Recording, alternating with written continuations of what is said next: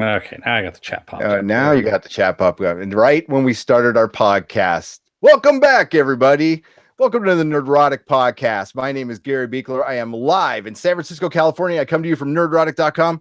And tonight, I only have one co-host with me, my good friend, my pal, my nerd, Dennis Bethalkis down in San Diego. What's up, buddy? Hey, nothing much. How about you? How are you doing? I am doing fantastic. I am like on my third week off. And I wish I could say I was sitting around the house being lazy, but I wasn't. I was down digging in my comic collection and trying to find tick prizes for people so we can finally send it out because I couldn't find the damn tick prize. So Brian Smart, it will be on the way, sir. And I see that you're in the chat. So what's up? Hey, what's going on? And I've got my, I actually moved and I still have that tick prize. My tick prizes. I knew where they were. Maybe I'll do a video on my garage someday. It's crazy down there. I brought some fun little things up that I can show later. Just we can bring over hoarders. We're doing no season of hoarders. No, they're not allowed. They're not allowed. Okay, so we're gonna do our normal newsy podcast where the chat kind of runs everything, but we wanted to start out with a recap because a show dropped today that was pretty freaking amazing, and it's a show that borrows a lot from other things, including Blade Runner pretty heavily, but it's still really good, and it's based on a book, and it's called Altered Carbon. So Dennis and I are going to recap it for like 15 minutes, and then we're going to let the chat go.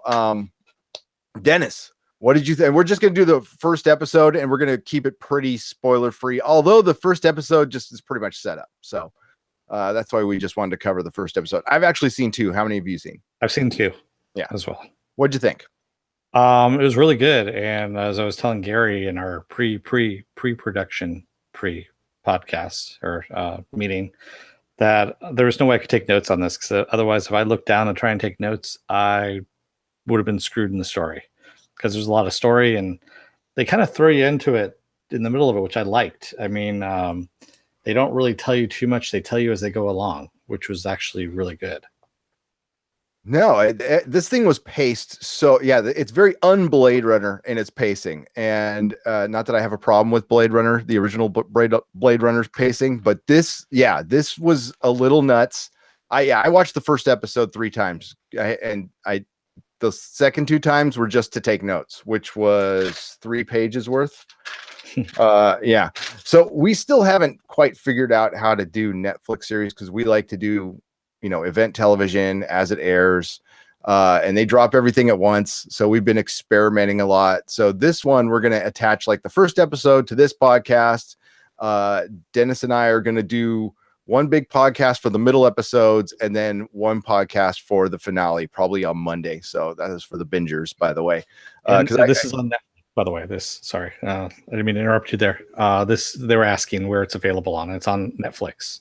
Altered Carbon. Yes, it is the Netflix series. So yeah, it starts out pretty crazy. It starts out with a completely different character, and we just jump in mid-story, and it's a couple in a room taking a shower. Looks like they just did a job or whatever, and they're putting all these like little discs that look like in a bowl. They're cleaning them off. They got a bunch of guns on the table. They're taking a shower. They're bleeding. Lots of nudity in this show. It's very HBO.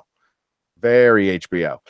And we're following what our main character's name is Takashi Kovacs. And we're seeing one version of Kovacs. There's many versions, including some females. And they're about to get attacked. He's got some kind of power. So he's not from Earth, we gather, or he's some kind of a mutant or a different race, right? And he's got some kind of power. It's his training is what, as he said. So are we visualizing like just his training, or Yes. can he actually see stuff? So he's just like really uber observant. Yes.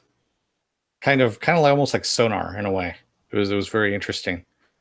And I think that also has to do with, you can also get body enhancements, things like that. So I'm pretty sure he's had body enhancements as well, and other things that allow him to do what he does.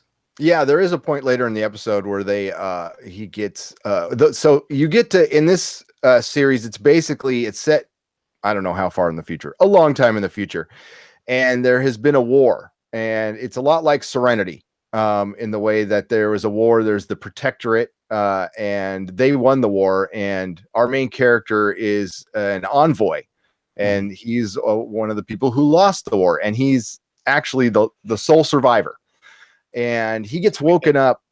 He gets woken up 250 years after the war has ended, in a world that he fought against happening. And he basically gets hired by the uber rich are called Meths, and it's supposed to be after Methuselah, the time of Methuselah, where people live to 960 years old. So you basically shed your body like skin, and there's what's called a stack in the back of your neck, and it goes up in the upper part of your spinal column, I guess. And that's where you are. That's where your memory is. That's and it's basically a digital backup. And you go into the cloud, but, so you get to change bodies, but it's of course it's based on class, how much money you have. So the rich people can pick whatever bodies they want, and then the poor people just kind of get what they get. And there's also a religious class that doesn't want, feels like you're sacrificing your soul, so I guess you sign a waiver to not get resuscitated. Like once you're dead, you're dead. So he gets woken up 250 years later, and he gets hired by somebody to basically investigate his own murder. Well, he doesn't just get hired; he is owned by the Bancroft Corporation. Yeah. So he, and this is actually Lawrence Bancroft is the one who actually gets him. And Lawrence has hired Kovacs to basically solve a murder. It's his own murder. So he says he was in a locked room at the time. The gun that was used was only accessible to him and his wife. And he has what's called a backup a digital backup that goes to a satellite every 48 hours, but it was 10 minutes before the backup was supposed to happen. So he doesn't remember that 48 hour gap. He has a 48 hour gap. Because it's every 48 hours it gets what's it called again? It's I keep wanting to say tight beam, because that's what they use in Expanse. Yeah, but it's some kind of it's some kind of light backup that puts it up to a satellite or something. And again, only like uber rich people can do this. Oh, thank you, Viking bitch. Whoa! Thank you. And yes.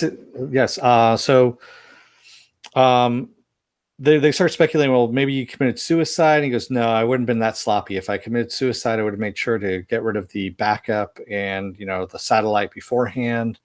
And then also he's told that the satellite was hacked about a couple of minutes after he died. So and nothing was was retrieved off of there. Nothing happened, but it was hacked. So there is that going forward as well. So Kovacs doesn't, he doesn't like the world that he's in. He says he's not taking the job, and Bancroft basically says, hey, you know what? Go down to the city and think it over. Take a day. And basically Kovacs goes around and finds a bunch of drugs, an entire backpack full of drugs, and starts taking them. And he's basically already decided that he is not going to take this job.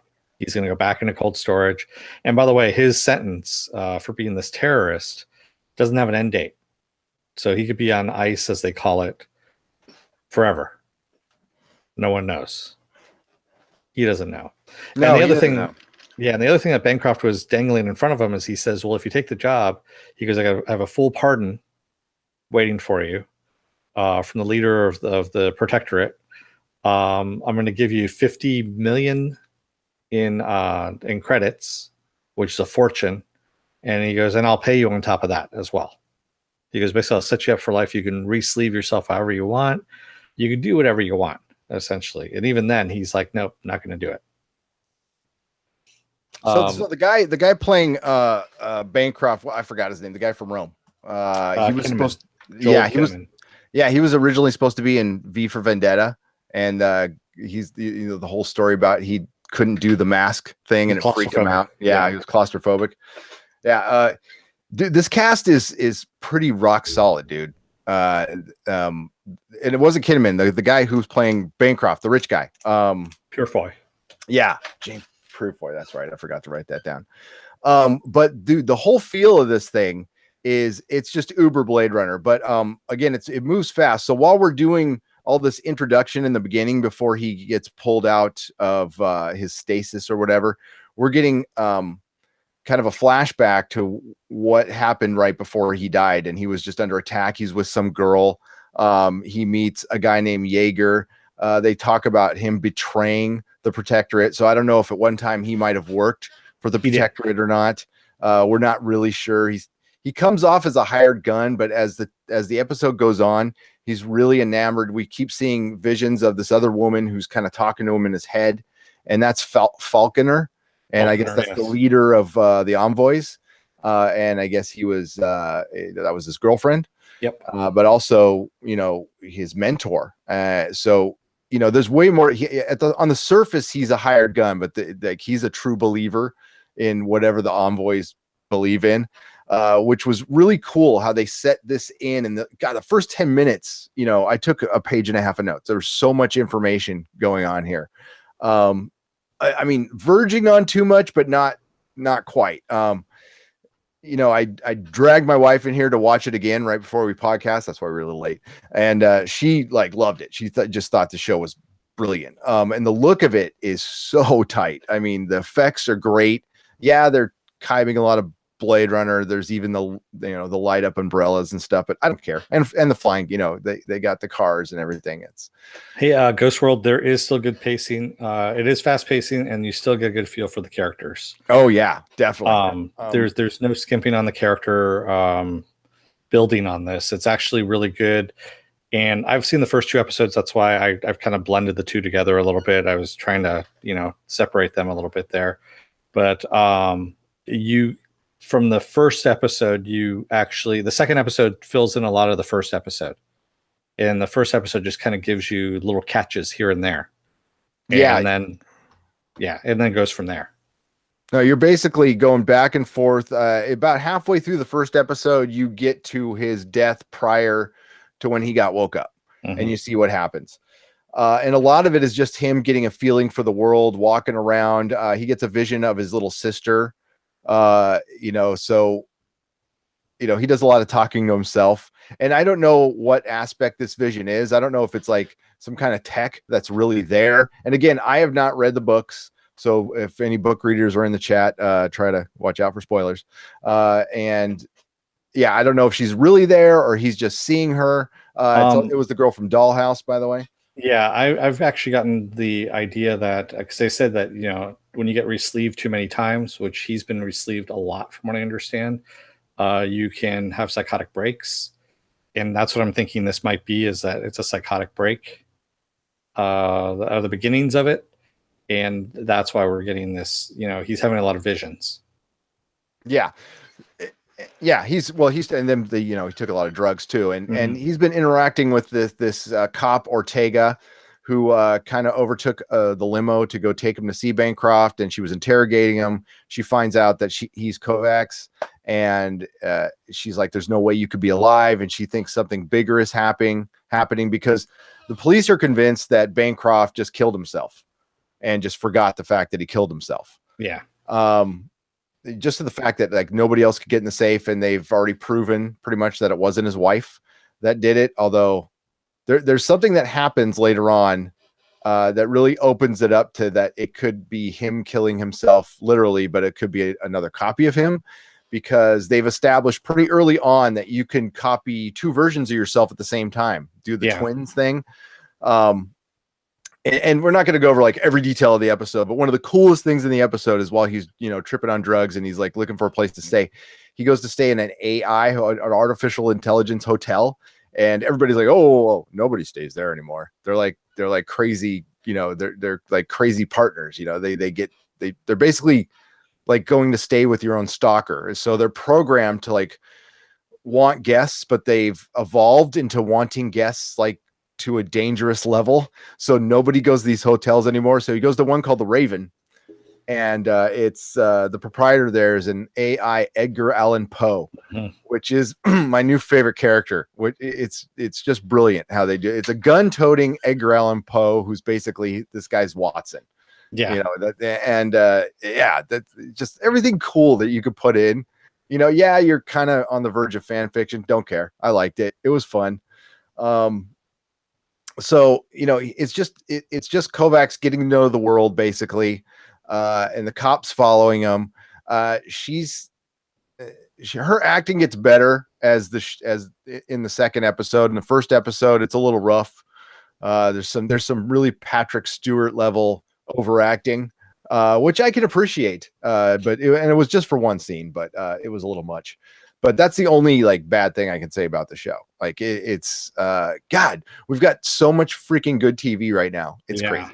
And basically what ends up changing his mind at the end of the first episode to take the job is that these guys come into the hotel and are looking for him specifically by name to kill him. And it's one of those things. He's like, well, no one knows that I'm even out. No one even knows I'm alive. No one even knows who I am except for this one, person. And that would be Bancroft there.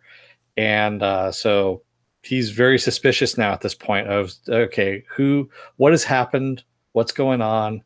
And why are these people after me now specifically? And that's what causes him to actually take that job. And after the hotel kills everybody. He has, after the hotel protects him, basically, he decides to stay at the hotel, and the hotel goes crazy. Current girlfriend with him, which was very cool.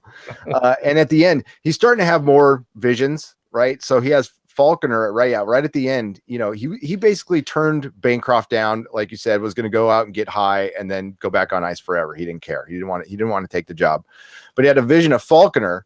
And she said, finish the mission. And that's kind of what sparked him up. And he said he'll take the job. And then, like so much more happens, and we didn't want to ruin it for you or anything, but it's a great setup. And I can tell you the second episode is just as good. And unless this thing completely falls off the chain, and like after this podcast, I'm going to probably watch 2 or 3 more episodes tonight, stay up till 3 a.m. I don't care.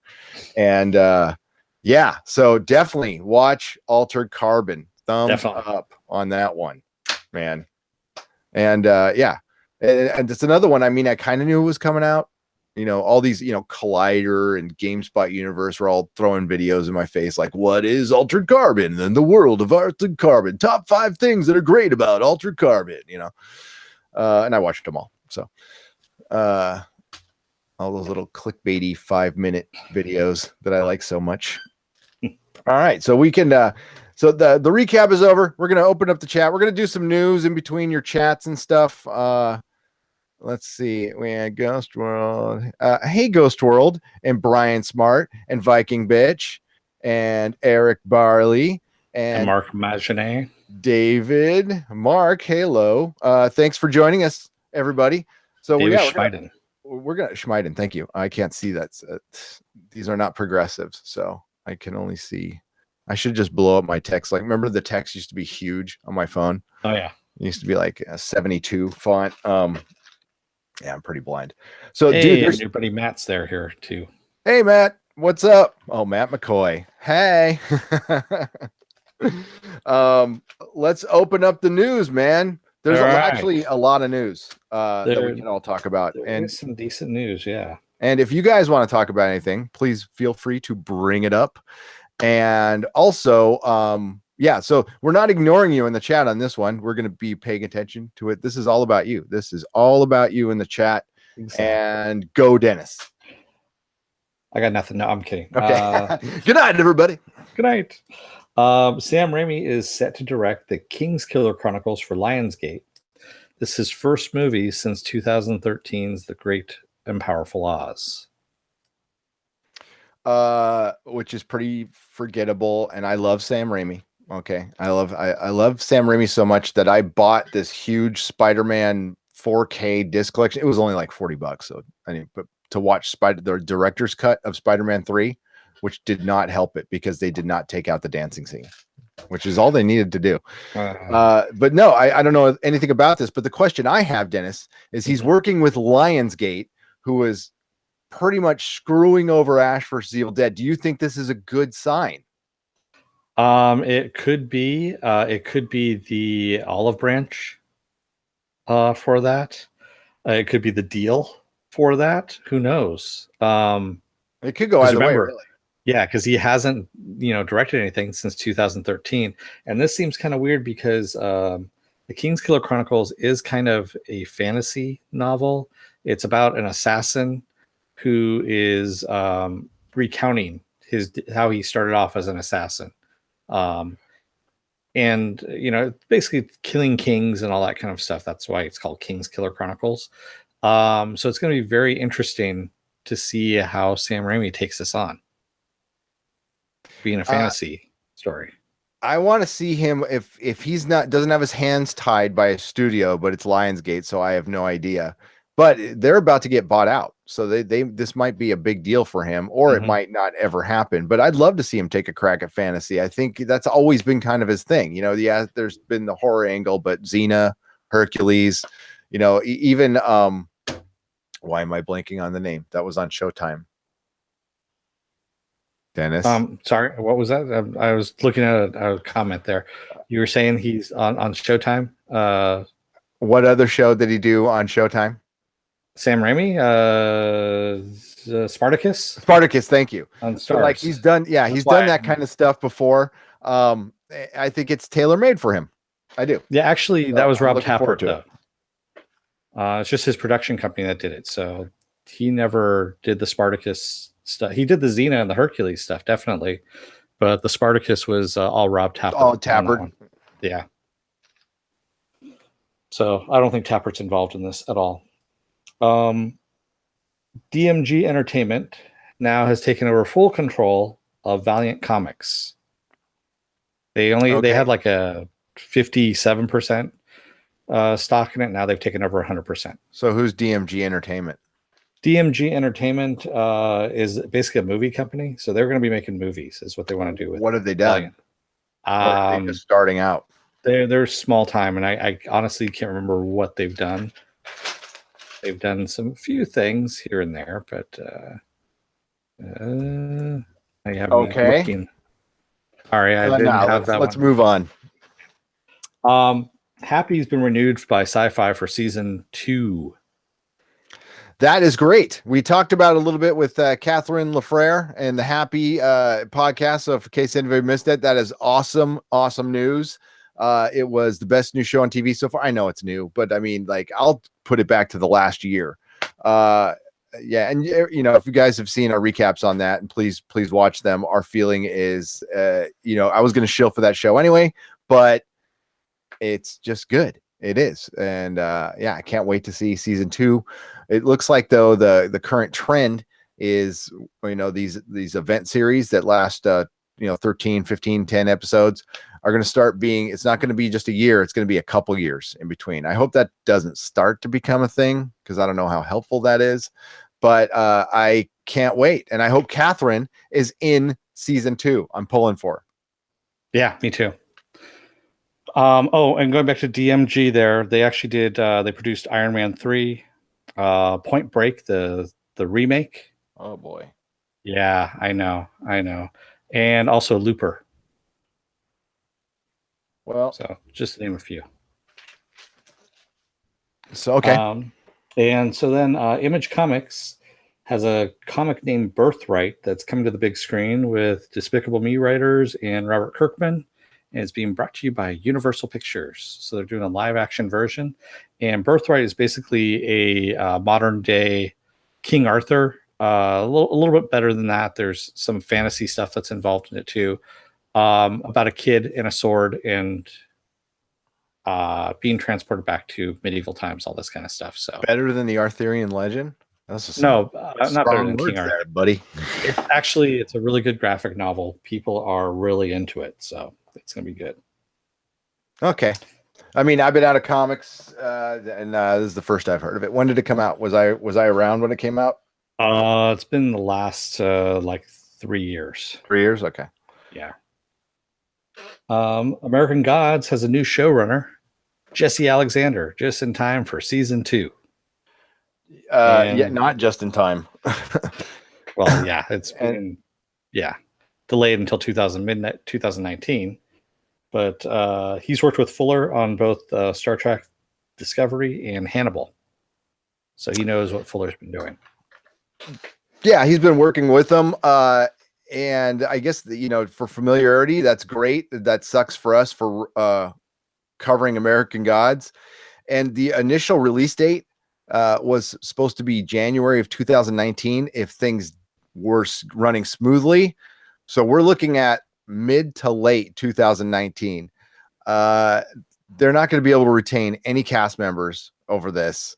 So I would put this in the very questionable. As big of a hit as that was, unfortunately, it came in, kind of think of it like the writer's strike. It came in during the sale of Lionsgate and Stars. And the other company hasn't fully taken over. And by the time that happens, another company might buy Lionsgate. So, I think it's very questionable that we'll see anything past a season 2. I think we'll see a season 2 in a year and a half. And I don't know if people are going to wait that long. I will. I don't know. I mean, it was really good, but that's a long time to wait. Yeah. I don't think, I'm pretty much with you on that.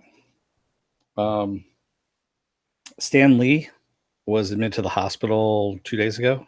Yeah. And he's doing good. He's still doing well, but he's a little bit weak there. Remember, the man is 95 years old. So hopefully he gets the help that he needs.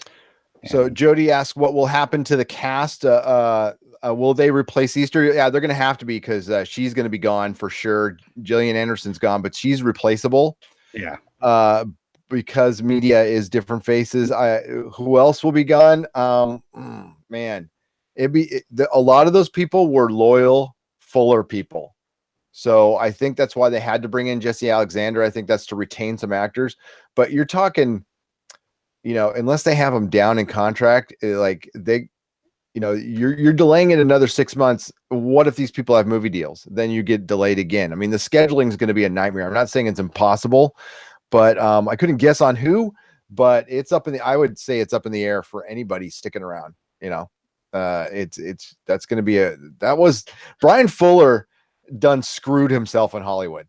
Like, I know he's attached to amazing stories, but I would look within the next 2 years, you won't see his name attached to anything. Yeah, he's jumping around too much. He's jumping around too much. He's pissing off too many powerful people. And where he'll probably end up? Netflix, Amazon. That's like the only place he has to go, because his name is kind of mud in Hollywood, because that stuff gets around. They're like, all right, we'll take you on, but are you going to get mad because we're not giving you enough money? Even if he's in the right. Thing is, he's like kind of rage quit 2 shows right in the middle of production, screwed CBS. So CBS will not hire him anymore.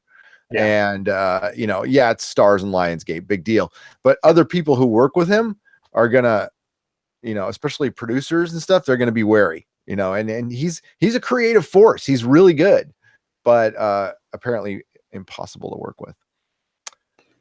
And just want to go back and answer Richard Jones. He says, do you guys still read comics? Because Batman Metal is pretty good. I've heard it's really good, but honestly, I haven't read anything other than digital comics in a little while. Batman Metal is good. I'm just starting it. It's a love letter to it's kind of like, it's thanking Greg Capullo and Scott Snyder for their great Batman runs. And they kind of let Greg Capullo do what he wants. And he's a big metal fan, heavy metal fan. So it's kind of a love letter to comics and heavy metal and What If, or Elseworlds. It's the ultimate, like, Elseworlds. It's a huge event. I heard it's kind of petered out in the middle, as events tend to do, but what I've read is great. Expensive as hell though. I would wait at this point to, because the floppies are going to be really hard to find. I'd wait till it's to a cheap trade. Yeah. And look for it at your local Comic-Con for 50 to 70% off. Just listen to the guy screaming in the 50% off. Yeah, I know, right? Jody, he didn't rage quit American Gods. What ended up happening was he left over creative differences, as they always say. That's not rage quitting? No, that's just that's just being. A lot of people leave over creative differences. There's been at least 5 in the last month or so people leaving because of creative differences. He left because he wanted more money, and they said no, so he rage quit. Which is, I'm taking my ball and going home. And he probably expected them to. He probably did it as a negotiation tactic, and he lost again. So, and I never heard what his reason were. I mean, just creative differences is a BS reason. I mean, to take it literally, it's either you piss somebody off or you're pissed off by a particular person. It's usually egos, and that's how that shit goes down. We lose a lot of good projects due to just fragile egos, which kind of sucks, but we are kind of lucky we get stuff too. It's really hard to put something together, especially if you watch our Catherine Lafrere video. She talks about her scene getting cut in the finale, and she didn't know until right before she came on with us. So she was a little raw, and don't blame her one bit, because they can't tell her either because they edit that stuff right down to the last minute. Yeah. So and I'm not going to call up everybody and go, oh, guess what? Your scene got cut. So yeah. Unfortunately, like she says, they find out just like the rest of us when it airs. Yep. So on to something that we know Gary has a lot to talk about on this. I do too, a little bit. Steven Spielberg is going to be filming Indiana Jones 5 in 2019 for a 2020 release. Take that deep breath all the way down. And then I mean, like I was the Indiana Jones, like, okay, so I like Indiana Jones more than I like Star Wars. I thought Raiders of the Lost Ark is my all-time favorite movie. I've told the story when Crystal Skull came out. My friend, who's been in the chat, Doug Johnson, flew up to San Francisco, and that's the guy I saw it with when I was 12 years old when it came out, when Raiders came out in theaters. So we went, man, we're gonna go watch, Crystal Skull, and the trailers look pretty good, and yeah, Shia LaBeouf is in it, but whatever, it's gonna be cool. It'll be fun, right? And it was just horrible. It was horrible. And there was a bunch of Dark Horse Indiana Jones comics on my shelf at the store when I got back, and I grabbed them all off the freaking shelf and threw them in the trash. I was so pissed. I was so pissed after that. And yeah, so what the South Park cartoon about that's pretty much how I felt. I mean, I don't need to say anything beyond that. Them doing this, why? And is it true they're going to bring Chris Pratt in? I don't know. I don't know about that. That's been a rumor for a long time. I think Chris Pratt's busy with everything else. So. Tell us what you think in the chat. But honestly, I think I would straight up digitize Harrison Ford and make him young. Straight up go Polar Express on this. I don't care. Or Beowulf, and do a young one. I don't want to see old Harrison Ford, who's had 2 plane crashes and has a fake leg practically, hobbling around being grumpy. Every time I think the hardest time I have The Force Awakens is a lot of old men, when they get in their 60s, they start looking the same, they start walking the same way. So Melissa's dad, like, doesn't look like Harrison Ford, but acts just like him, like walks the same way and is grumpy all the time and cheap. I don't know if Harrison Ford's cheap, but I put that on him. But John is definitely cheap. And yeah, so Melissa and I were just laughing the whole time because it was like, it totally reminded me of her dad. So yeah, if you want to see your dad going around, your old dad running around in adventures, go Indiana Jones. But 2020, dude, they better do like now. I don't know if they should wait any longer, to be honest with you. First of all, Shia LaBeouf is not coming back. I know Richard Jones was asking about that. Doug is in the chat right now, and he said he did witness Gary purge the store of your indie comics that day. What's up, Doug?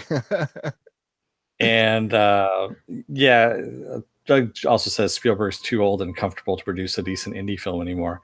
I agree. Basically, what Spielberg does is he creates a good, movie up until the last 15 minutes now, and then he ruins the last 15 minutes with whatever. I mean, I don't blame Crystal Skull so much on him as I do on George Lucas and the script, because that was just a bad script, really bad script. It was okay, as soon as the digital hamster, when they did the, the famous, when the Paramount Mountain fades out into something cool, and they did it to a digital hamster mound, I knew we were in. And then, Nuke the Fridge. Christ, there's a whole YouTube channel devoted to being in a fridge during a nuclear bomb. And you know what? The one good thing about him being in a fridge during a nuclear bomb is it didn't make the stupid raft scene from Temple of Doom as bad anymore. Like, I can totally take that, them jumping out of a plane in a freaking raft. I hated that. I was 14, and Doug remembers I hated that scene. But yeah, I don't want to see this. I don't. I mean, it's not going to take away from my enjoyment of the 3 Indiana Jones movies that I love. But dude, no. I mean, just like, what, Disney? What are you doing? Yeah. They're trying to make more money. Well, if we remember back to what kind of shape they were in right before they made the Marvel deal, remember Tron Legacy just kind of crapped out, which is actually a movie I like, by the way. I like Tron Legacy. Really? Yeah, I do. It's silly, but I like it. Yeah, it's not anything I would put a franchise. It's got the best freaking soundtrack ever. It does have the best soundtrack. No, I like the style of it and everything. And like Tron's a super 2-dimensional movie anyway.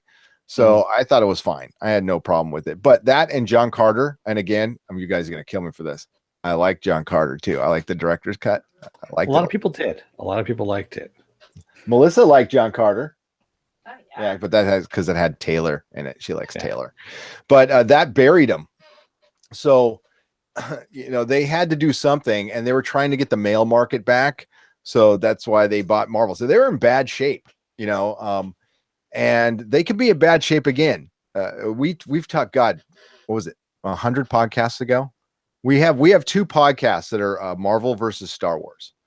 And it's basically how Disney can't afford to keep both of these properties going at the same time. Yeah. And especially since Star Wars is cheaper to make for them than Marvel, because Marvel's its own separate studio and it comes with its own things. Star Wars is made in-house. Forget Lucasfilm. It's a Disney thing. Okay. Yeah. They tell Kathleen Kennedy what to do.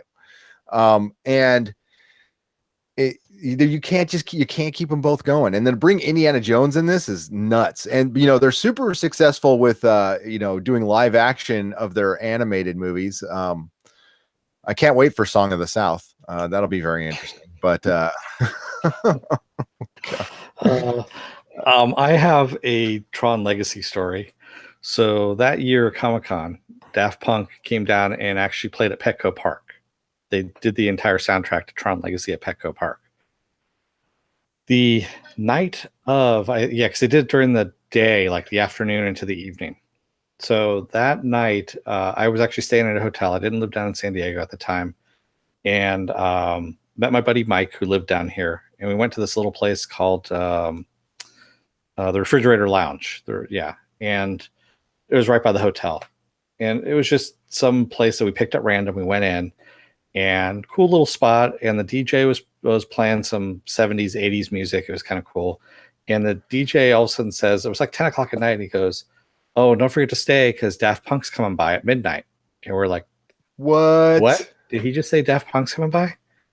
And we didn't think anything of it. We're like, yeah, he's just screwing with us. So we're there, and more people start coming in. Then we saw these 2 guys, these 2 like skinny German guys, walking in and carrying equipment back and forth, back and forth, back and forth. And we're like, huh? What's going on? This is really kind of weird. And then sure enough, at midnight, Daft Punk starts playing in this little tiny place. Crazy.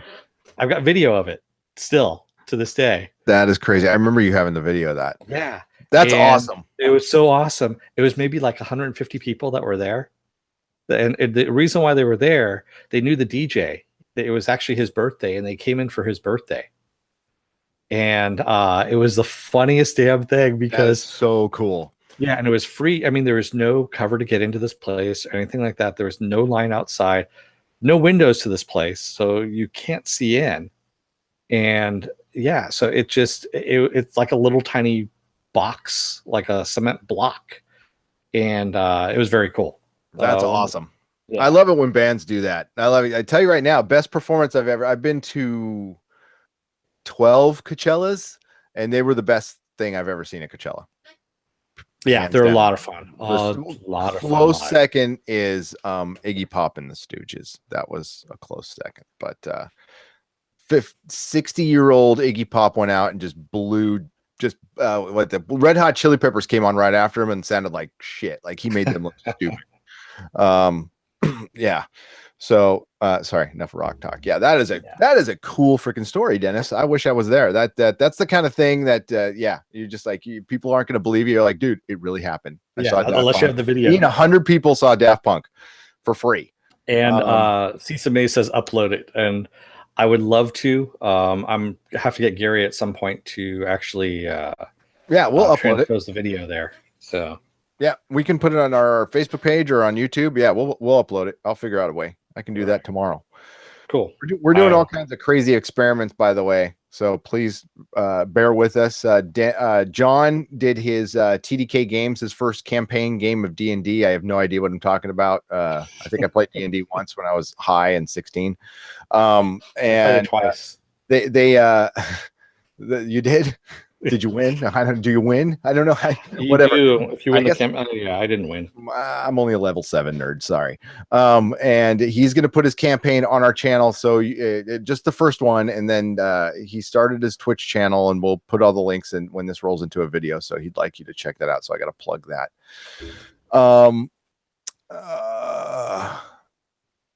I'm sorry, I was reading Jody's comment, or that Dave Matthews concert, Santana, where the warm up in back in 1999. Are you that? Jody, I thought you were just like a youngster. Maybe I'm wrong. Nope, you're wrong. I'm wrong. So some other news that's going to rage Gary. I get a little further on this one. Oh, I am at peace. I can just, I can turn it on and off. It's all good. Go on. DC Streaming. The DC streaming service has announced that they're going to do a show called Metropolis, which is going to be a pre-Superman Metropolis about Lois Lane and Lex Luthor solving crimes, running around Metropolis, basically solving crimes and fighting superpowered bad guys without Superman. This is brought to you all by one of the producers, Danny Cannon, who produces Gotham. So Superman without the Superman. Just what absolutely nobody wanted. I mean, more peripheral superhero shows. I mean, screw it. And then actually, I make a joke. I could say, like, I want to see the Jarvis show, but if it's Jarvis from the Agent Carter show, I'd probably actually watch that. Yeah. But like, this is ridiculous. Ridiculous. This is so dumb. This is beyond dumb. This is proof. You're 29. Yeah, you're a youngster, Jody. No, that was Ghost World that says he's 29. Oh, it's Ghost World. I'm sorry, I can't read. You're 29. Yeah, you're a youngster. Oh, he's 37. He's all 37. You're still a youngster, dude. Jody's 37. So, yeah, this is fucking ridiculous. There goes our monetization. I don't care. This is like, who in the fuck wants this? Give me a Batman show. I want a goddamn Batman show. That's all I fucking want. I don't care about Metropolis. Okay, who gives a shit? For one, Gotham has more of an interesting story. It's got Batman has better. What is it going to be, Mr. Mixelplix versus fucking Lex Luthor and Lois Lane? Bullshit. That sucks. Stupid. This is proof that WB has no freaking idea. I'm going to stop cussing now. What they have. They have no idea who in the hell's in charge. They put that guy Juan in charge, the guy who did Saw. Yeah. The first Saw movie. Like, that's the guy who's running the DC film universe now. Yeah. And I don't know who the hell's running the TV side. Oh God, this is the worst idea ever. And hopefully they float it out there, and DC and Warner Brothers listens to their fans, probably too much in my opinion. And I think what I've seen out there is everybody's kind of in agreement with my statement, is like, even the biggest shills out there are like, no, I don't want this. So I don't know. I'm interested. I'm sure you are. Yeah, because I really want to see Lex and Lois going out for coffee and solving crimes in a procedural drama. I want them to talk about their feelings in a hallway. They will. They will. Well, it'll probably be better than Supergirl, but That's Oh, freaking come terrible. on. That's Supergirl. dumb. I like Supergirl. You Yeah, can't, you know what? Gotham. You are not allowed to give John crap about liking The Gifted or Runaways ever. Hey, I said Ever. I like Supergirl. I didn't say I Ever. love If you it. like Supergirl, that just takes that whole argument away. They're the same show. I don't know. I like Runaways and Gifted though. See, Jody agrees with me. If Metropolis ends up leading into the campier elements of Gotham, that would suck. And it's going to, Jody. But I actually, that's the reason why I like Gotham. Gotham is one of those train wrecks. I don't consider it Batman. I don't consider it any part of the Batman universe, to tell you the truth. I consider it a, Batman adjacent, like an Elseworld, if you will, and not really happening in that universe. In the main universe, if you will, of Batman. And it's amazing how much scenery these actors chew and what they get away with on the show. It's just amazing to me. Well, I think it's also a sign of the superhero apocalypse that you're this far into superhero now. We're almost 20 years in, and for this run, and I'm counting since oh god, more than that. If you count since Blade, right? So yeah, 20 years. 20 years. We're 20 years in, and we're still doing this peripheral crap. For one, they pitch this stuff. Here's what the executives thought on this. I want to do superhero stuff, but I don't want to pay a lot of money for it. So let's just do the people without the powers. Those dumb nerds will come and watch that stuff. And that's exactly what they think. Yeah. And I'm sure some clever guy from Gotham found a way to pitch it to keep a job. I doubt it's a passion project. So yeah, this thing is DOA. It will not be covered here. I promise you that. I'm not going to watch it. He says about Gotham too. Gotham, I can accept Gotham for what it is. It's silly. It's funny, but Batman has great, bad guys. And it's believable that all of them would reach their prime before Batman shows up. It's just less believable that kid is going to turn into Batman. He better start working out sometime. So we're going to break up things a little bit here with trailers. And the first trailer we have is Ant-Man and the Wasp. That dropped earlier this week. I liked it a lot. I thought it was really good. It's a good first trailer. What did you think? What, Mute? No. Ant-Man and the Wasp. Oh, Ant-Man and the Wasp. Sorry, I was there. I was, by the way, Eric Bailey. I thought Gotham was a precursor to the Schumacher universe. I think it's more of I think it's trying to be in the Burton universe. But it definitely takes strong turns into the Schumacher universe. I will give you that.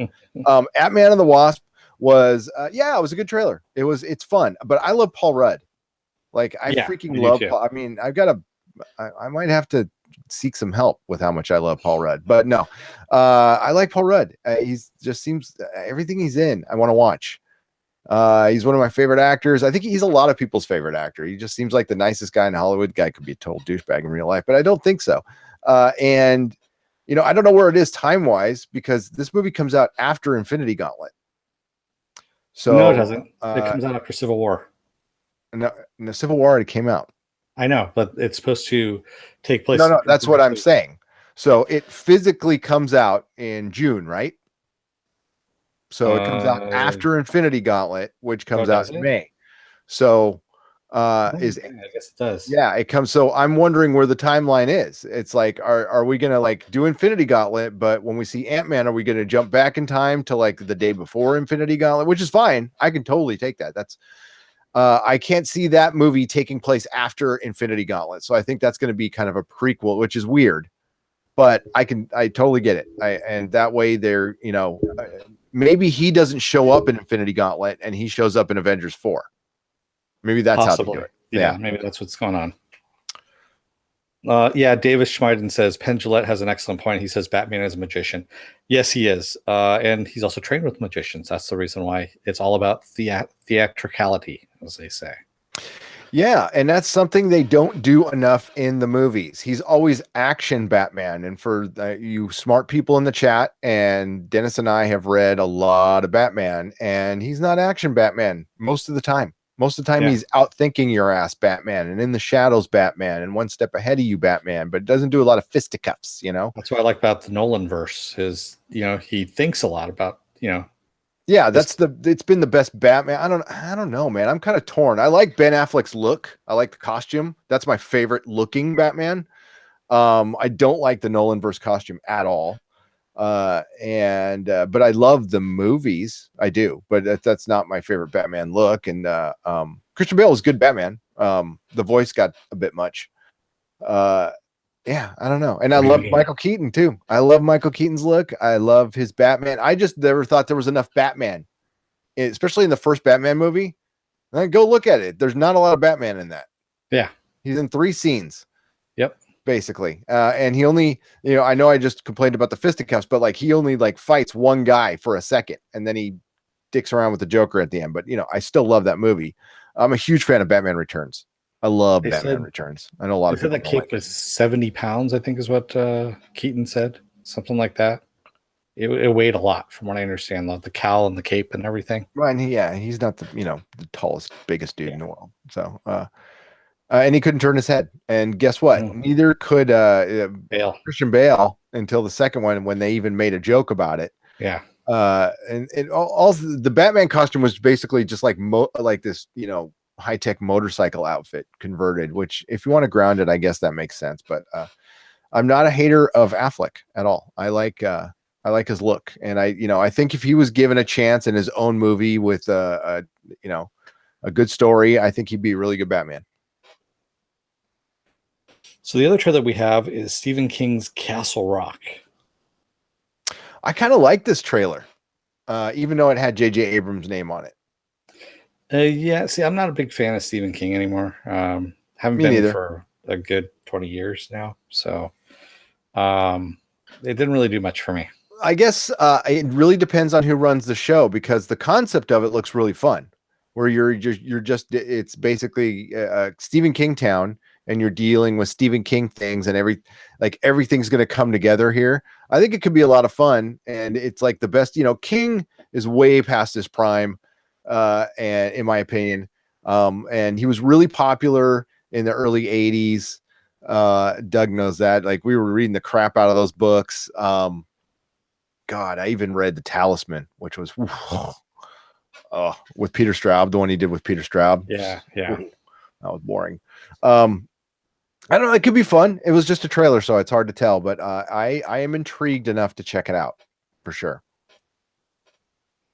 And then the third trailer that we have is Mute. That's going to be on Netflix. This is Duncan Jones's spiritual sequel to Moon, and taking place in that same world. And it looks like it takes place in the same world as Alter Carbon, doesn't it, ladies and gentlemen? Quite a bit. Especially when you run the trailers back to back, which they do on YouTube. It looks like they're in the same world. Who's leaving? Good night, Brian. Good night, Brian. Thanks for watching. Look out for that package. This looks great. I mean, this looks, for one, Paul Rudd, Alexander Skarsgård, and he plays a mute. He's religious.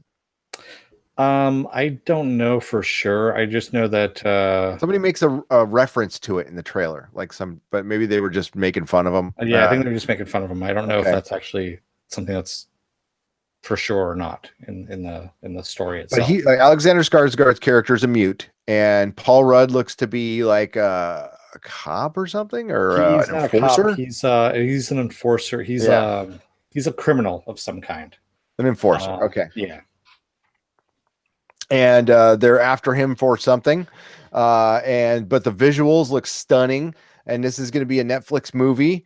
And I am a big fan of the last Netflix movie I saw, Bright. I know not everybody is, but I am. And I am too. it did. Yeah, it's really good. I watched it a couple times, and I love Duncan Jones's work. And Moon was the shit, and this is going to be great. I think it's going to be really great. I cannot wait. When's it coming out? Next 2 weeks. No, wait a second. March. That's right. Next month. Okay. That's something to look forward to. Yes. And you have some news. Yeah, Bright was dope, wasn't it? says Yeah, this. Bright was awesome. Yeah. Bright was. I actually liked it quite a bit. And I agree with you. J.J. Abrams did mess up both Star Wars and Star Trek. So I'm with you on that, Cecil Mays. You have some news. I do. This one comes from the lame category, but it was talked about it a lot on YouTube today, and I want to talk about it because I have a couple takes on this.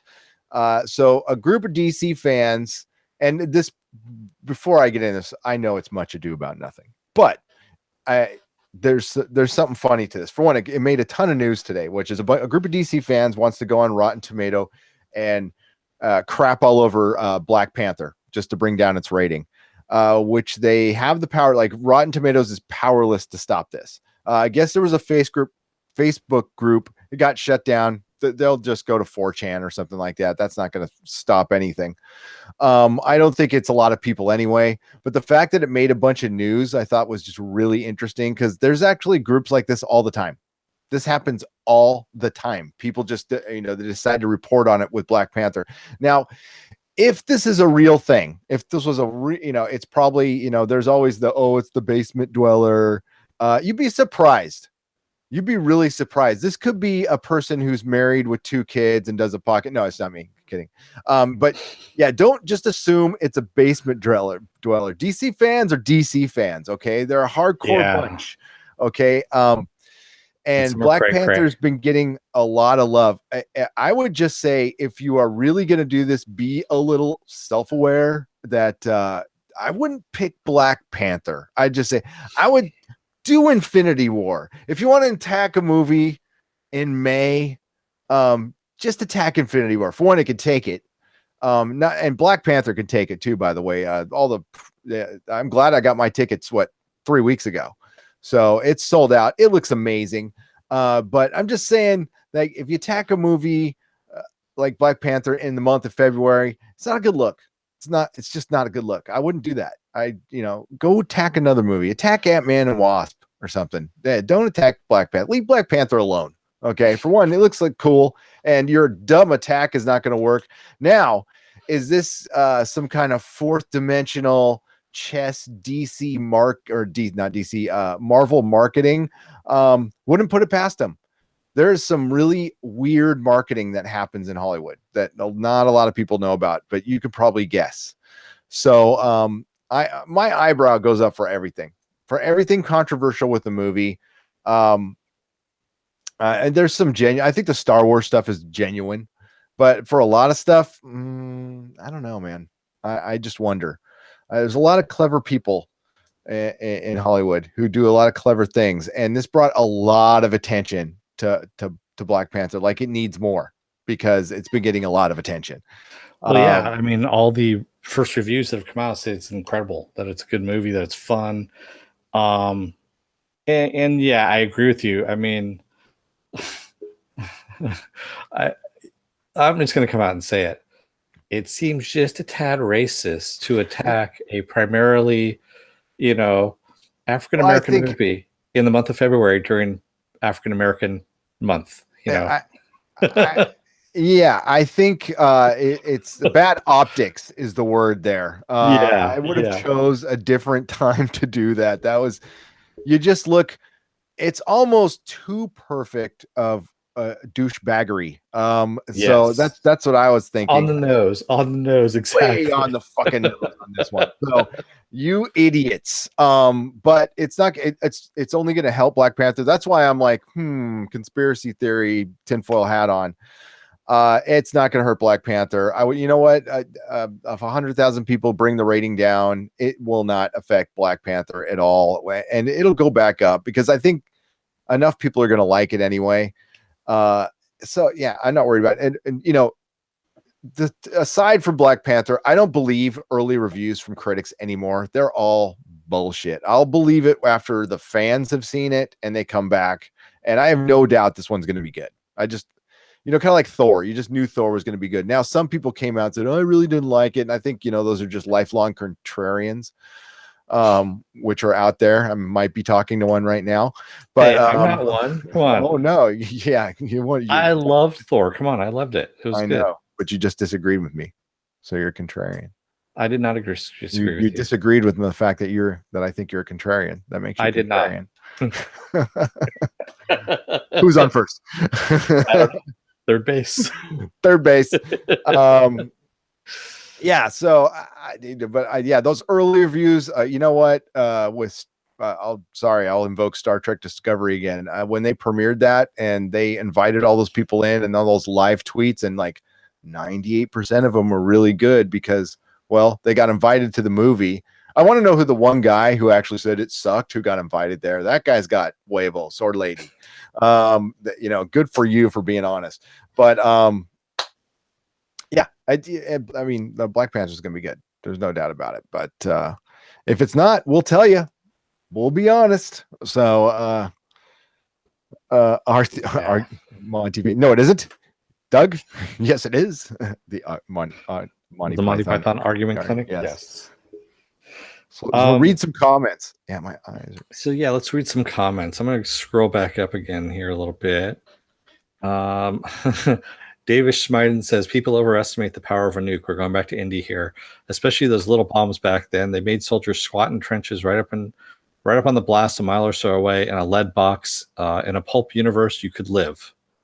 This is true, and that is a pulp. You're right. You're right. I mean, like, and that was their thinking.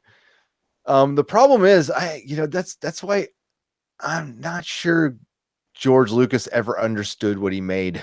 You know what I mean? Because like he had other people around him grounding him, and he had producers strong enough in the early days of Star Wars and the early days of Indy to get him to like come back down to earth. You know, Gary Kurtz, Kasdan, Spielberg used to have, and then when he hit the Billionaires Club, it's like he's just stopped listening. And what the hell? You're a billionaire. What are you going to listen to? So yeah, and then that kind of silly stuff I always attributed to George Lucas. But you're right. It's because the Saturday serial stuff did ridiculous stuff like that. It did. Yeah, so there's no doubt about that. Jody, I'm ashamed to say that he says at Ghost World. Ghost World said, "Don't worry." He admittedly liked the Birds of Prey series back in 2002. For my liking, Gotham. Oh, I didn't mind Birds of Prey. It had the Killing Joke scene in the credits, but it's pretty bad. But I have it. I own it on. It's a bootleg, but yeah, I got it. And Jody says the Birds of Prey TV series was actually better than Gotham. Yeah, I would say so, because it's got superheroes in it. Yeah, that wear costumes and do superhero stuff. Yeah, I know, minor detail. Come on, but Gotham has Solomon Grundy. No, let's do a TV show like Gotham 1800 with no Batman, and we'll see Thomas Wayne's great granddaddy. And right after he got finished sharecropping, and he starts a company and oppresses people. Sounds fun, doesn't it? Like, think Hell on Wheels, but in Gotham. I don't know. Wow, Ghost World didn't like the Nolan first Batman. He said the Batmobile sucks. Bale sucks as Batman. Joker was overrated. I can understand that. Dark Knight Rises is trash, and I always thought Batman Begins was kind of boring. It was just too stark. Heath Ledger's Joker is good, but he does not own the role. I wish they would have recast somebody different than Jared Leto, but yeah, Hugalo Joker was not my favorite at all. Viking Bitch says after King's accident, his writing changed. It did. Yeah, I didn't read anything. I knew he got into an accident, but I didn't read anything after that, honestly. So I can't tell you. I know Gary has read that. No, it's changed. There's one book I can't even remember. I listened to the audiobook on the road, and it was the sequel to The Shining. I forgot the name of it now. That was pretty good. Oh yeah, I know what you're talking about. Yeah, my friend just like, you gotta read it. Even if you don't like King now, you gotta read it. So I listened to it on a drive, and I enjoyed it. it. Mark Magano says Warcraft wasn't that great though. Yeah, Warcraft. I didn't see it.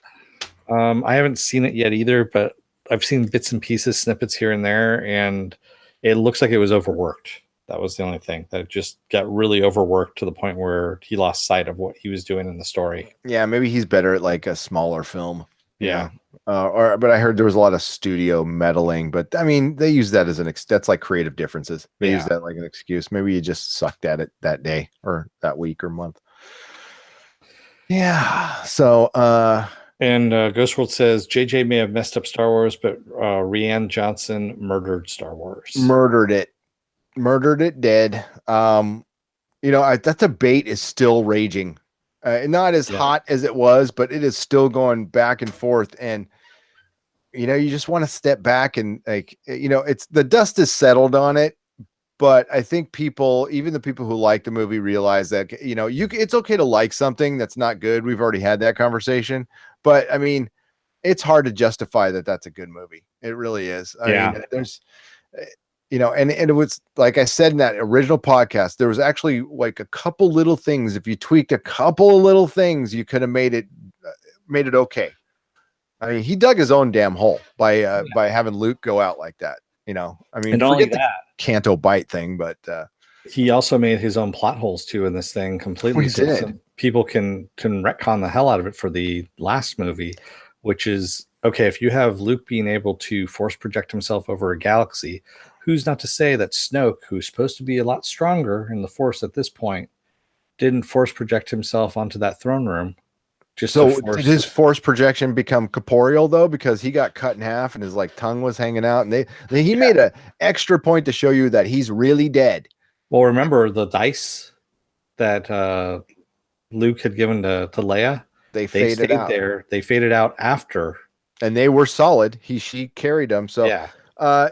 I mean, I hope so. I certainly hope so. But that means you wasted a middle movie. So now JJ's got to come in. And I actually feel sorry for him. Now they're going to have to make a 3-hour Star Wars movie because they're going to have to redo all that stuff. And they're bringing Luke back, and he's going to be solid. He's going to be solid as a rock. He's coming back. I guarantee it. There's no way they're just going to ghost Luke you on this one. Yeah. He just went back into the Speed Force to go and recharge his Oh wait, no, that's a different show altogether. Yeah. Star Wars. Star Wars Last Jedi. He made his own trouble, and then he's going on Twitter and he really dug himself a hole by like, no, you got to read the comics and the deleted scenes will be in the novelization, and started making excuses and stuff. When if he just, you be quiet. Even IO9 is bagging on him. They're saying Rian Johnson's excuse number 35. Wow, because I thought IO9 was like all about this movie in the beginning. They were, and then now they've just gotten tired of the repeated, because it's daily, dude. He's been daily. They wanted to get clicks, so they started jumping on the train because they were all like, "It's time for this Star Wars movie. It was the most intelligent Star Wars movie ever made." Yeah, IO9. Mark Maginot says, "Isn't the Solo trailer coming at Super Bowl?" It is not, believe it or not. It's Good Morning America. Yeah. It's going to be on Good Morning America this Monday. I believe so. Yeah, it's this Monday. So just after the Super Bowl. That'll be interesting. What do y'all think of that? What do you think of Solo? I like the cups. Yeah. Yeah, the red Solo. Never mind. There you go. Maybe I'll go solo on this podcast.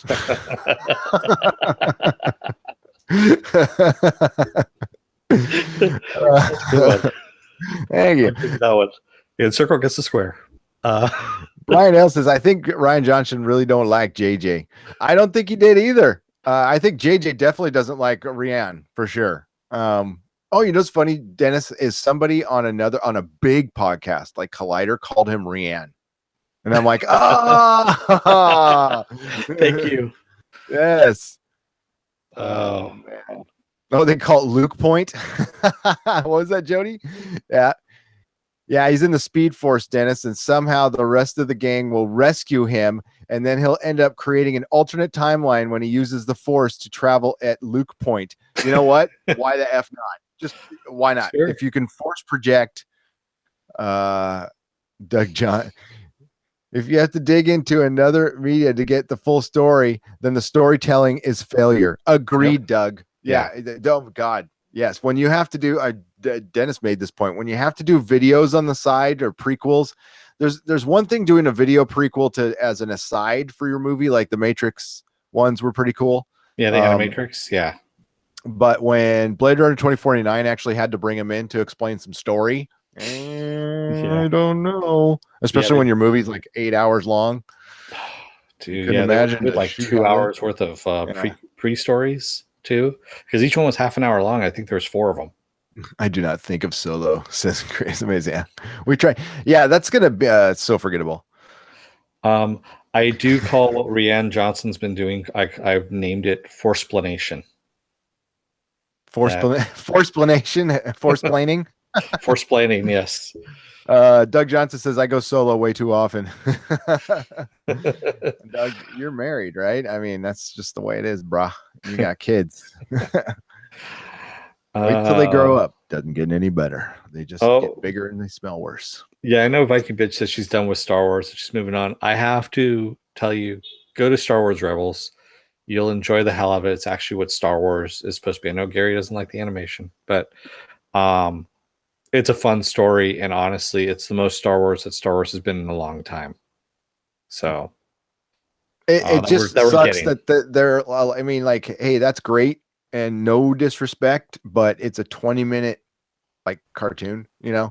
I want to see and they have the more freedom. I mean, that sucks. I like, if anything, the cartoon should be contrived and stupid and the movies should be good. Yeah. So when you're kind of a side, you know, animated cartoon that you kind of forced yourself to do, they were, you know, the Clone Wars was not theirs and they didn't want to do this.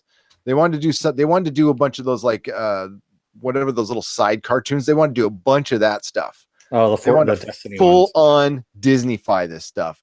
And Rebels ended up being the best thing. And you know, it's over now. I mean, it gets one more season. Yeah, we're actually on the last season right now. Well, we're on the last, so it's over. I mean, we're not getting any more seasons after this season, so it's over.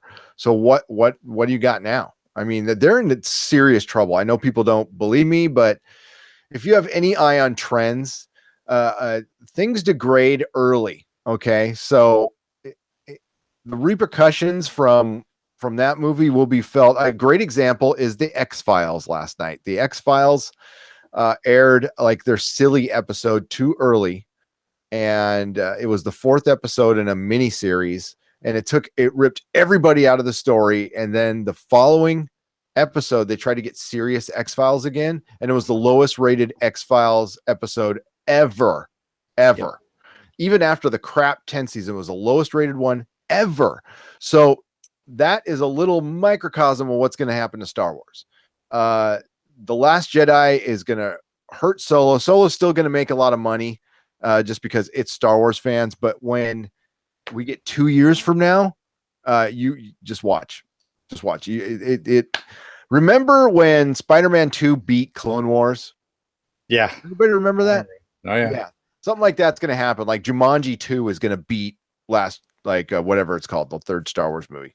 I would not be surprised at all.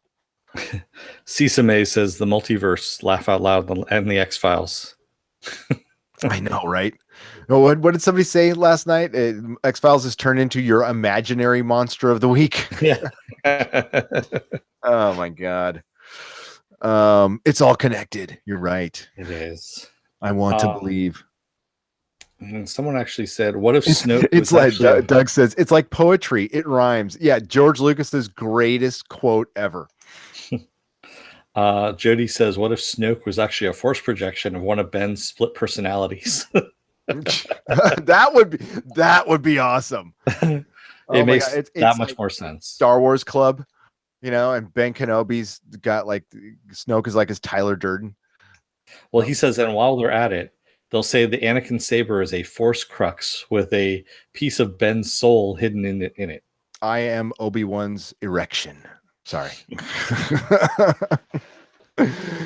I love Fight Club. Ghost World Clone Wars had some good stuff, but I skipped around with it and I still haven't seen all of it. to judge it fairly. Clone Wars ended up being pretty good. It really Yeah. ended well. It really ended well. The first part was kind of boring. I'll be with you on that one. It just felt like more, I was a fan of the cartoon that came out before it. The guy from Samurai Jack did that cartoon, which were just Andy little snippets, Tartakovsky, but yeah. that was good. That was good. But the end with Ashoka and like just her, and even the beginning of Rebels, that little exchange, just her breaking up with Anakin and Anakin going dark, that had more emotion than anything from the prequels, anything that the new Star Wars has come out. That's had the most emotion of any of it. That was some good storytelling right there. That was, yeah. And I heard that Dave Filoni is actually going on to do some more Star Wars stuff. And I don't know if it's the live action series or if he's doing more animated. I just know they've been very cryptic as to what he's doing next. But he is doing something. Hey, I know I've pitched this before, but I will pitch it again. I would totally be down with this. So Disney's gonna remake the original trilogy. So screw it. Remake it as a television series. Hear me out. Okay. If you haven't heard this before. Do it like the USC radio dramas where they basically based it on the novelization. You make episode 1, 2, and 3 each 10 episode seasons.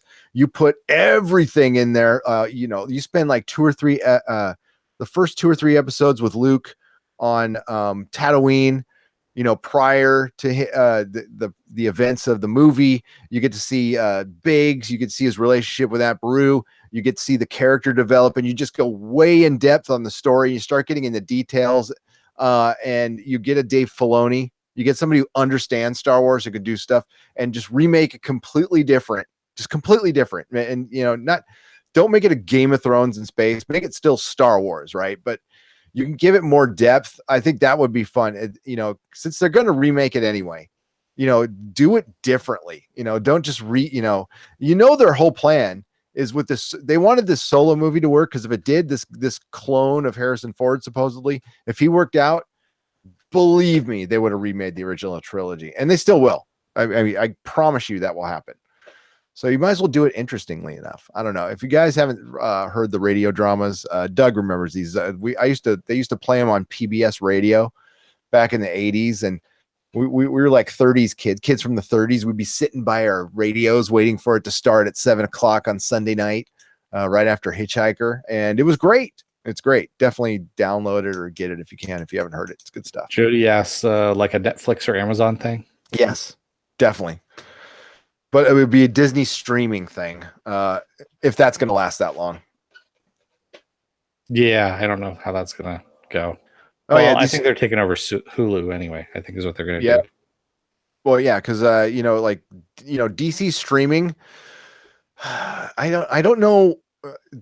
Streaming services actually take a ton to maintain. It's cheaper than a broadcast station for sure. Yeah. But you're dealing with metadata, and you're going to be lost in all the white noise because everybody and their mom is going to be doing a streaming service. Plus, you're taking on YouTube, which is a current titan that nobody knows how to deal with right now. Not even YouTube. And people are going to decide, okay, am I going to have to pay for another streaming service? Do I want this content? Oh, and if you're running commercials on your streaming stuff like freaking YouTube was doing last night and Sling does, forget it. Yep. I get those services because we cover TV. I'm plugged and I'm not going to illegally download anything. So I'll, live through a couple commercials, but a lot of people won't. So I don't know. Yeah, I agree with you.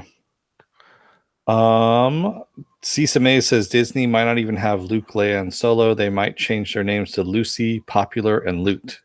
Right? Poplar and Loot. They've gotten a lot. I think they're just trying to. I think their whole thought process on buying Star Wars was we want to get as much money as fast as possible. See, I thought they were going to okay, let's lay the groundwork to make this thing last 50 years or something like that. Nope. I think they wanted to throw out a new trilogy, and they're going to do another one. And I think the first trilogy is probably going to be fan service. They might right the ship, at some point. I don't think Rian's going to get his trilogy. No, Rian's not going to get his trilogy right now. It's been very, very quiet. I don't know if you've. Well, that was just a marketing technique. They always did that. The new marketing technique is to announce a sequel before a movie comes out Oh yeah, I know. to make it sound like they're just in love with it and they can just have creative differences later. So, yeah, that's the way it's gonna go, you know. Judd says he lives 10 minutes from Skywalker Ranch and can go and deliver everyone's suggestions in person. Oh, do it. Please do. I've been there. You might get tasered, by one of the animatronic. Me, man. Did we talk about Westworld? We did not talk about Westworld. Talk Yes. about Westworld. Westworld. We got some good news on that front today. There's going to be a Super Bowl commercial, and it's going to be filled with original material that's not going to show up in the series. So it's probably going to be some kind of a prequel or something. They put out a little snippet today, something with you think it's Tess trying to get a communication out of the park. And the name of this series is the first. I guess the first series had a name and it was called The Maze. So the second season is going to be Journey into Night. And I think that was kind of taken from one of Ford's stories at the park. And it's supposed to be just total chaos, but the word on the street is it comes out in April. So it's going to take Game of Thrones old time slot, not the one from last year, but the one they occupied for 6 seasons, which was somewhere in mid-April.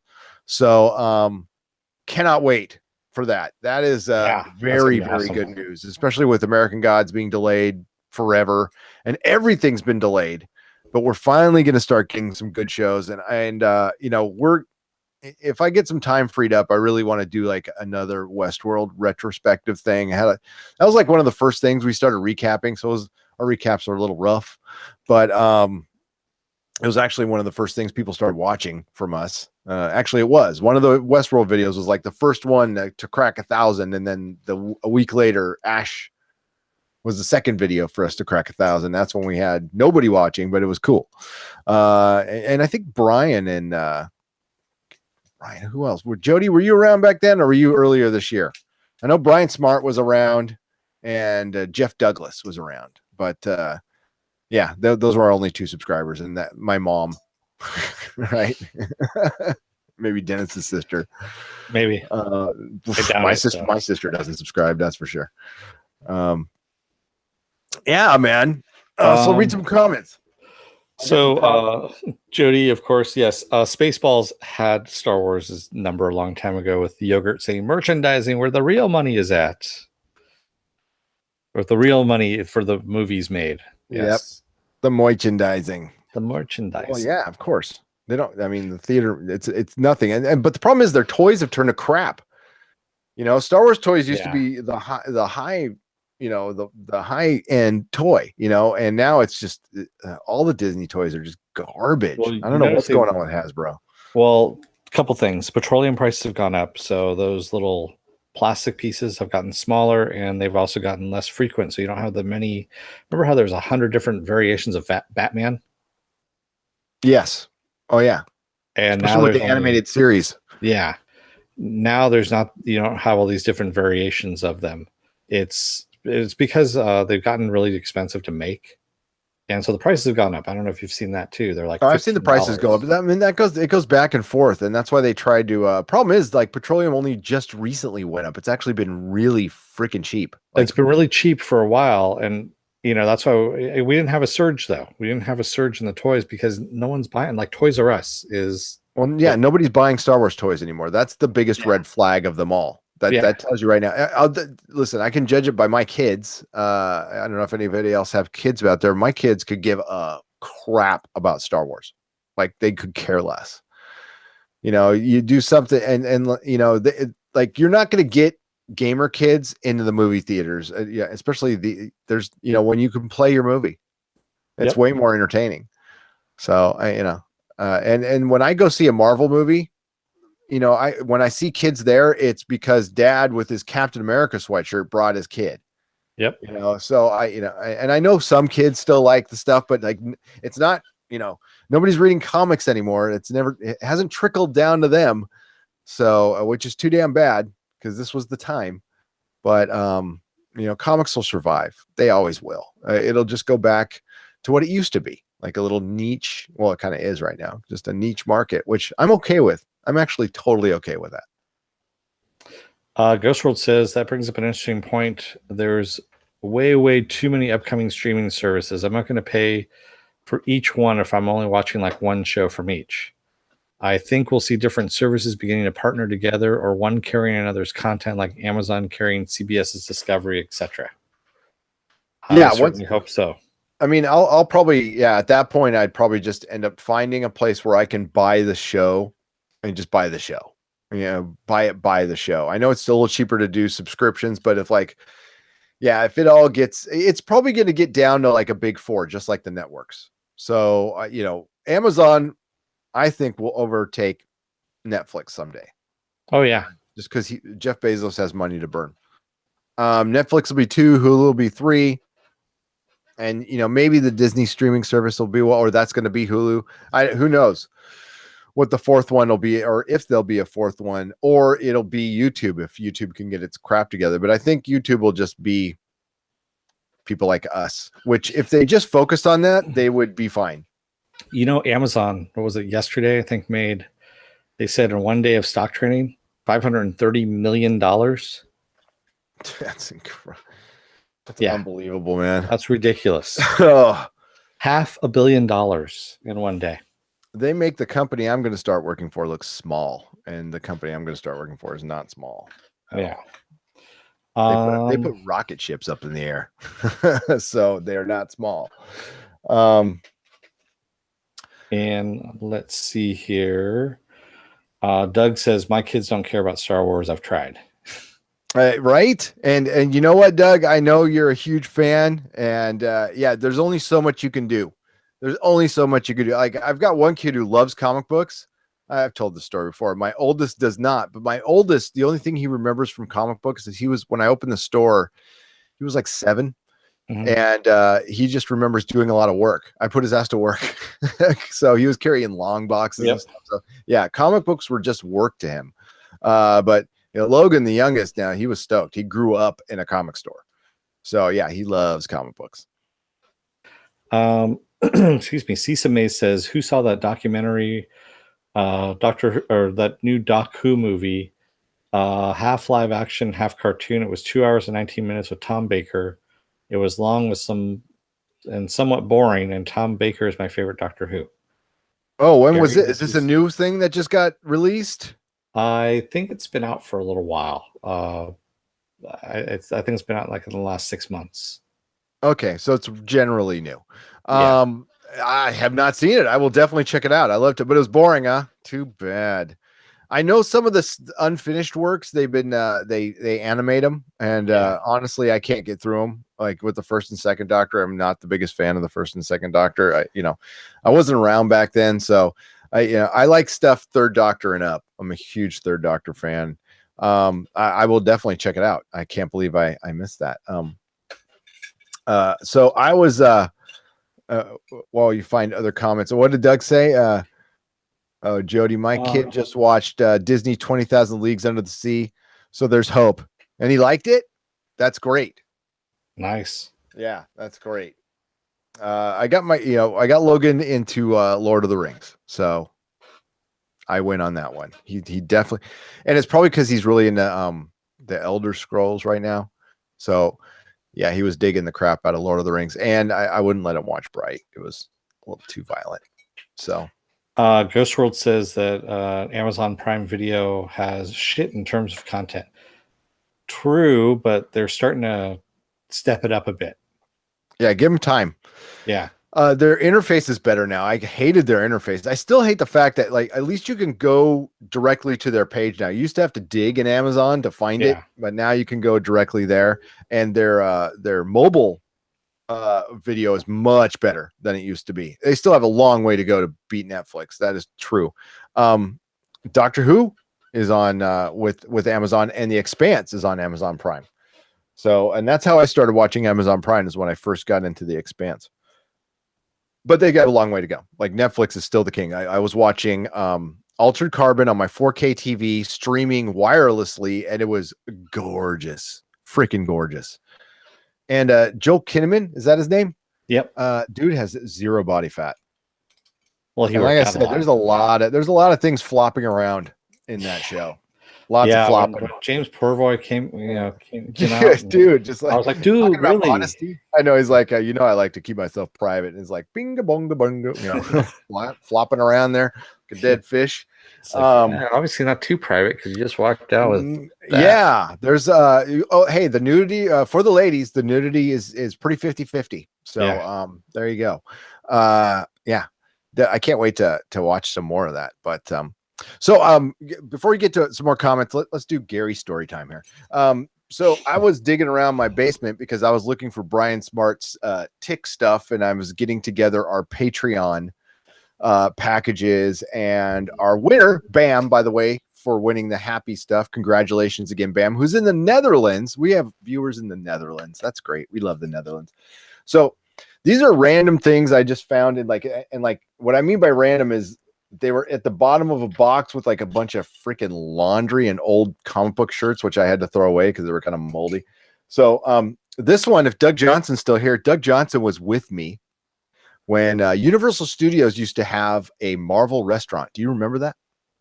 Doug's still here. He's talking about. Do you remember that, Dennis? When Marvel had a restaurant, I don't remember At the Universal Studios. You don't remember? Oh yeah, Marvel Mania. Doug and I went there, right? It was us, Doug, right? And like I kept everything because I knew I had to keep everything. So I found my Marvel Mania napkin, which the crazy crap I keep. And I a couple of little drink stir things, but wait, it gets weirder. So I found a pile of these. These are great. I used to actually make my employees read these, and I had them like manuals. So these things came with binders, and it was the official handbook of the Marvel Universe that had turnarounds. It has all the heroes' stats right here, and I would like randomly pull them out and give it to my employees, and they had to memorize them because I would quiz them on that shit later. To work in my comic store, you had to pass a test that Dennis and I and Roger and all the guys we would make up questions, and when we interview you, we didn't care about your background or anything. You had to answer 5 out of these 10 questions right, or you could not work in my store. And it started out with basic stuff, like who's Jack Kirby, but then we put some hard stuff in there too, and it would all be from these. So I found a fucking stack of these things, dude, and these are all separate characters. Yeah, so like we could like do a game with these things, man. And dude, the details on these are crazy. Yeah. So, I know. Well, you know what that's from? Remember, that's from the old Marvel handbook. It's the official handbook of the Marvel Universe. Yeah. I remember, when those first came out in the 80s, man, and buying those things because you had to buy those things as a comic book, and they came out once a month. Oh yeah, I have them all. God, but then they came out with the binder ones, and it's the binder. There's 3 full binders of these, and they did they did a bunch of specials too. So there's like 24 comics in total, and then these had extras. So, but like, dude, they do everybody. I love the turnarounds, and where was it? Oh, I missed it now. They had Scarlet Witch holding up her sash so you could see her butt. It's like really, like stuff like this. Just so you could see his butt. And that was Nicholas Scratch, right? Real name, Nicholas Scratch. Other alias is none. No group affiliation. He's 6'3", 220 pounds, eyes blue, hair black with streaks in his beard. Legal status, none official. Criminal record, however. It's just like, I love this stuff, man. So then I asked you about this about a month ago, Dennis, if you've ever seen one of these. I want to know if anybody's ever seen one of these.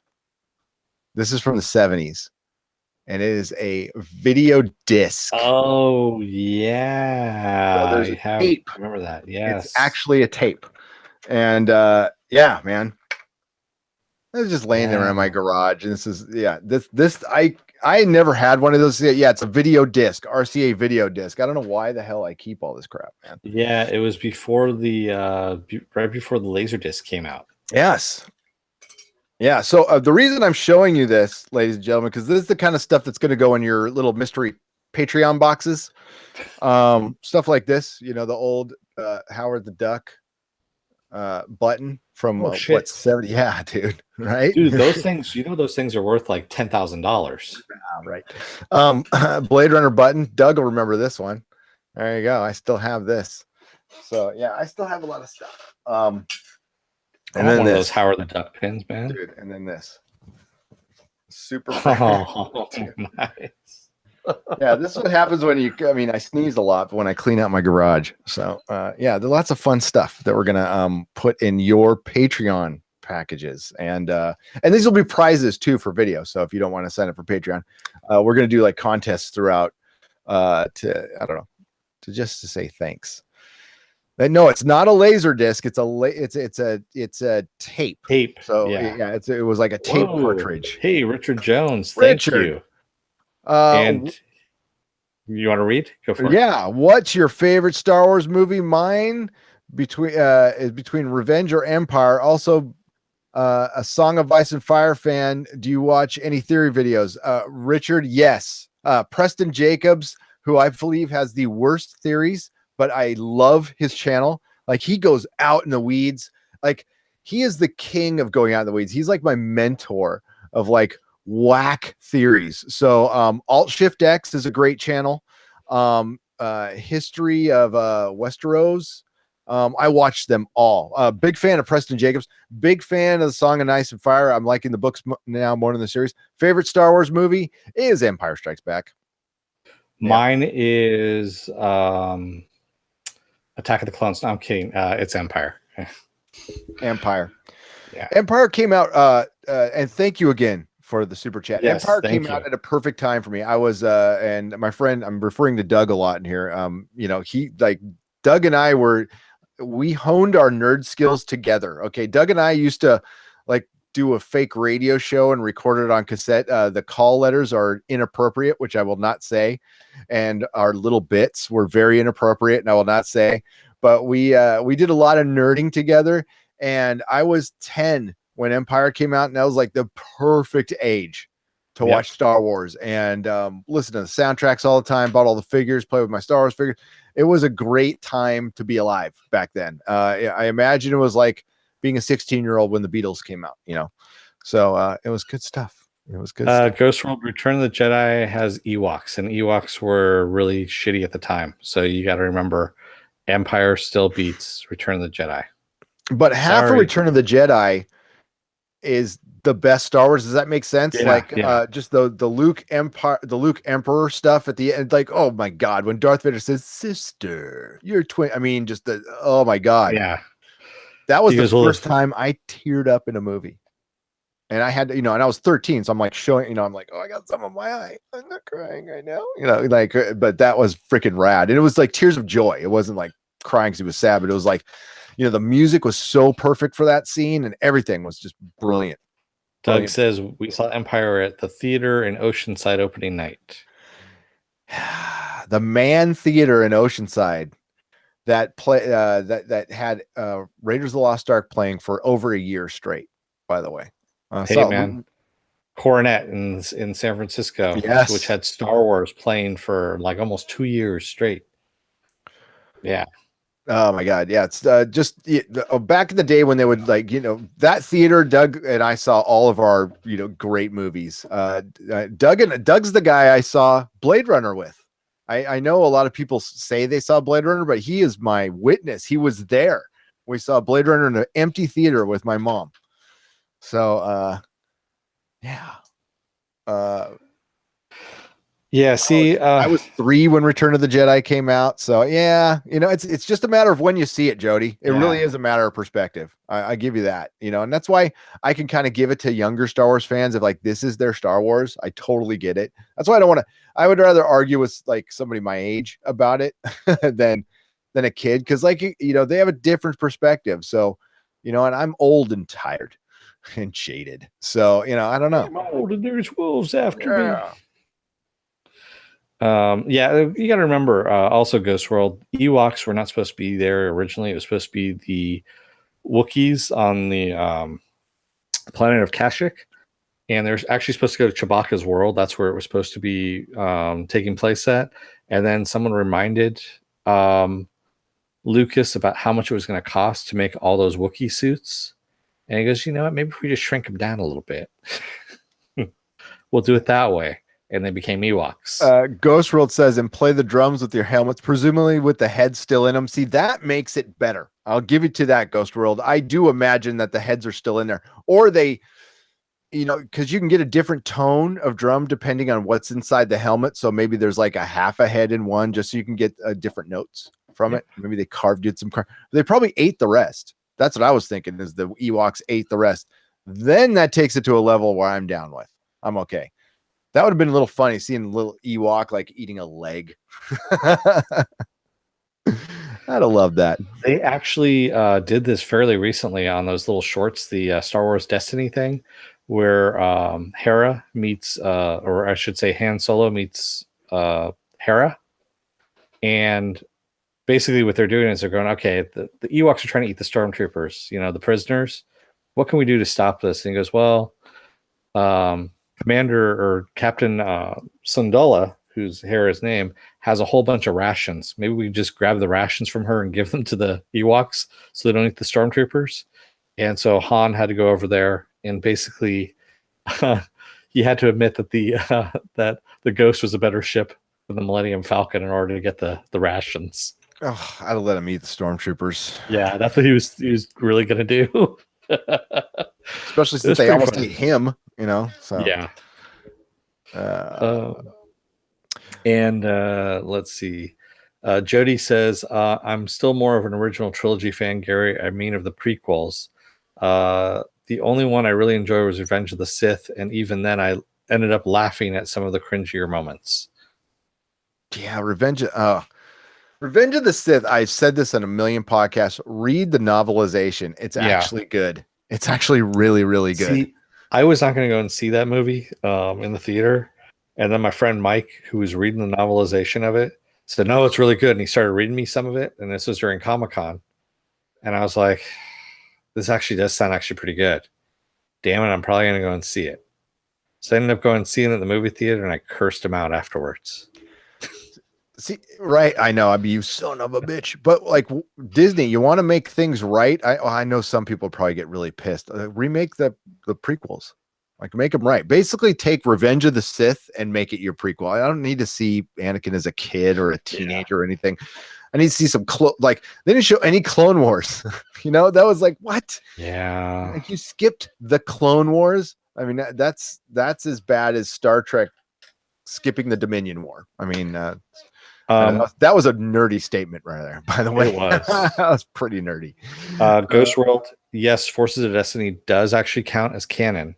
So Syndulla does actually survive all the way up to Return of the Jedi and survives. And what's Forces of Destiny? Forces of Destiny is these little like 10-minute clips of cartoons that they were doing on Disney XD. And they take place during different parts of the original trilogy.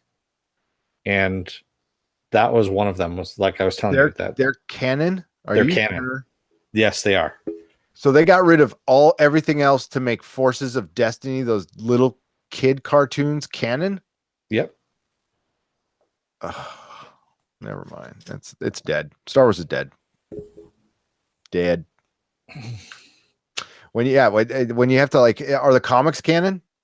The comics are canon, yes. Are the new books that are coming out canon? Yes, everything that's coming out now is all canon. Wow. Yeah. Okay. Well, yeah, maybe not yet. But when the episode 9 comes out, it'll be dead. Disney will have to take a break, or if they're smart, they would rethink this thing right now. But I don't know. I mean, a lot of people blame Kathleen Kennedy, and I can't say it's all 100% her fault, but she will be the head that will roll on that one, unfortunately. But she's like made a bad. Listen, she came out and said she didn't have a plan for this trilogy, and somebody made a good point on a different podcast. I wish I could give them credit, but it was a commenter who said, you know, they've been really strict on the Star Wars stories like where you go and about plot, but they had no plan for the new trilogy at all. They're just like, oh, wing it. That makes no sense whatsoever. No, I mean, I guess I can see it in the fact that you're playing around with the original trilogy, so you got to be careful, and you could have more freedom in the new one. But I would have at least had an ending, and which they didn't have. And JJ said that at the get-go, and I didn't believe him. I thought he was just full of crap when he said, no, we got a blank slate, and I left everything open for the next guy. So he basically played it safe and handed off to Rian Johnson. So there I can get why Rian Johnson was a little pissed. He's like, dude, you couldn't give me anything, right? Yeah, Rian isn't the best storyteller, and I don't know why they picked him. And I could see why. I mean, because I know Doug Liman was actually approached at one point to do it, and he was like, I'm not touching that. No, I wouldn't. Look what's happening to Ryan. I'll say Rian Johnson now for taking the movie on. I mean, the guy can be a perfectly nice guy, like look at the crap he is going through. It's like so not worth it. I would come on to a Star Wars movie after Disney's had it for like 20 years. Like once all the dust is settled and it's just Disney Star Wars at this point, it's like, then I'd take one on and I'd do like a side story where I could like just have some fun. But I don't know, man. Like the one solo story, I'm not even going to be interested by the time it comes out, because they're actually talking about not bringing on Ewan McGregor is the Obi-Wan. Like he's not signed. He's not a done deal. Actually, a lot of the rumors are like they want to go younger. Like what? So wow. Yeah, I have no words for that. I have no words for that at all. Sorry, I hit my camera. Oh, what do we got here? What do we got? They're talking a lot about Doug's talking about how Jamie Lee Curtis kickstarted his puberty at least by 5 years. In Trading Places, yes, yes, I would say yes. I guess not just Trading Places, but they're also talking about A Fish Called Wanda. And oh my god, I'd love A Fish Called Wanda, which is officially the last Monty Python movie, even though it wasn't all the Monty Python guys, but it had a lot of the good humor. Last Monty Python movie with all of them is Yellowbeard. Well, yeah, it doesn't have all of them in it though. Yeah, it does. Actually, they all make an appearance in there. Was Graham Chapman still alive in that one? Okay. Yeah, Graham Chapman is Yellowbeard. It was not good though. See, that's why I like to think of Fish Called Wanda. See, I like Yellowbeard. It was fun, but it wasn't Monty Python. No, God, no. It's very forgettable. That's why I forgot about it. Oh, so what else you got, Dennis? We've got, and I'm scrolling through here. Wow, they were talking a lot about that, and we were talking about Star Wars Destiny. And Doug says Blade Runner was the first rated R movie he saw in the theater. Yes, it was. It was not mine. Mine was Fast Times at Ridgemont High. Mine was Animal House. I actually saw that in the theater. I got taken to it by my siblings because they were forced to bring me along, and they were wanting to see that movie, so they brought me in anyway. I think I was 5 years old, maybe 6 years old, something like that.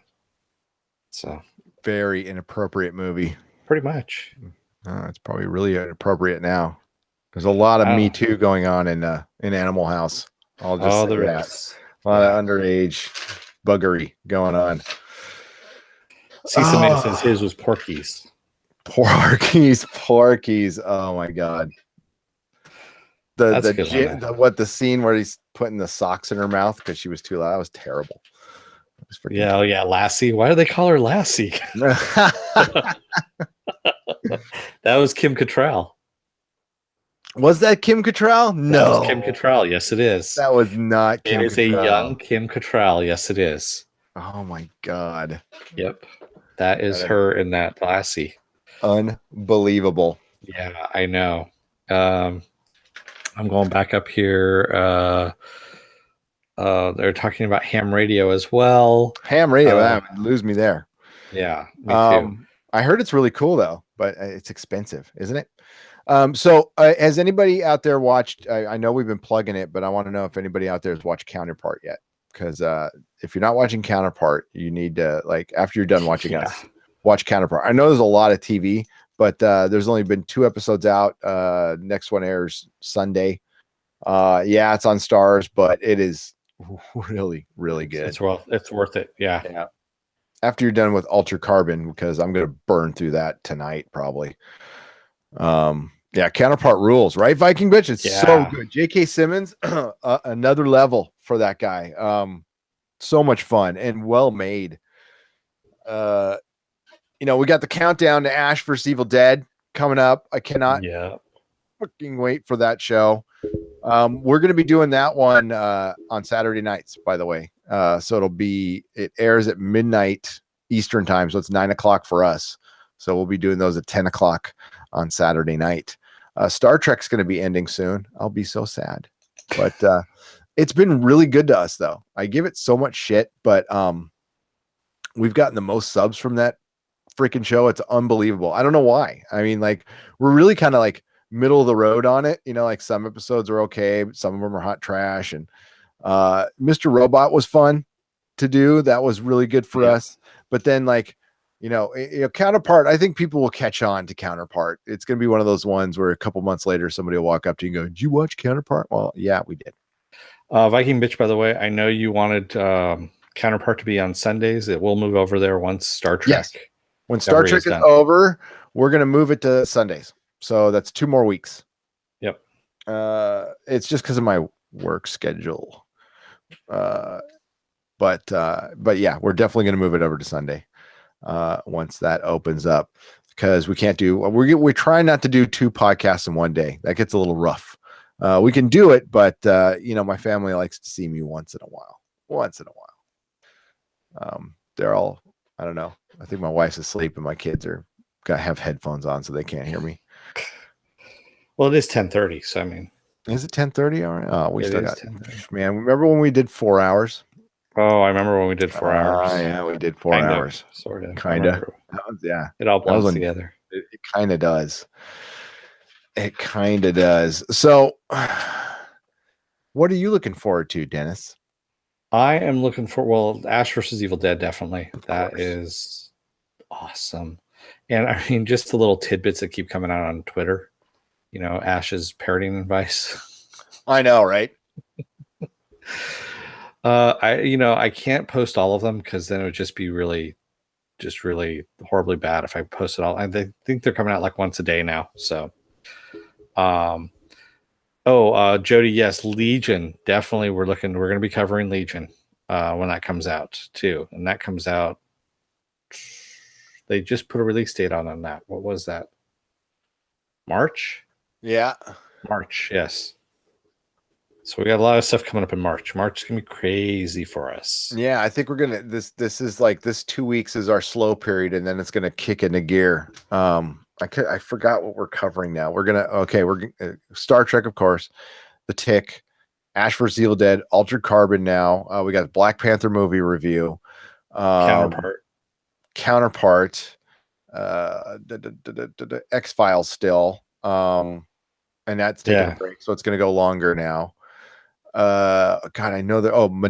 Not Metropolis, Krypton, the good Superman prequel, which I cannot wait to cover. That looks good. There's something about that looks really, really good. Still, it's David S. Goyer, remember? So temper it a little. I will. I don't. He doesn't seem like a showrunner though. I haven't seen him interviewed. It seems like he's an executive producer and probably writes a couple episodes, but he's not like running the show. Yeah, I think they're trying to keep him on the back burner and away from the kids. Infinity War. I know we only talk about it on the Friday night podcast. I don't know how these stations can just talk about Infinity War and a video came up today where Spider-Man's boot showed that it was gold, and they get 10,000 views talking about Spider-Man's boot. I think some people are excited about this movie. The toys did show Captain America's new shield. Possibly. And it looked like just one of the Wakanda shields, right? Yeah, exactly. So basically when he says, get this man a shield, he meant one of the shields on our wall. Shields. Yeah, exactly. Yeah. Well, they're all made of vibranium anyway, so it's not like... Yeah. It's not a Captain America shield, though. And that makes vibranium not rare. See, I don't like that. The thing is, there was only supposed to be just Cap shield. I know they've changed that and they've turned Wakanda into paradise and everything. But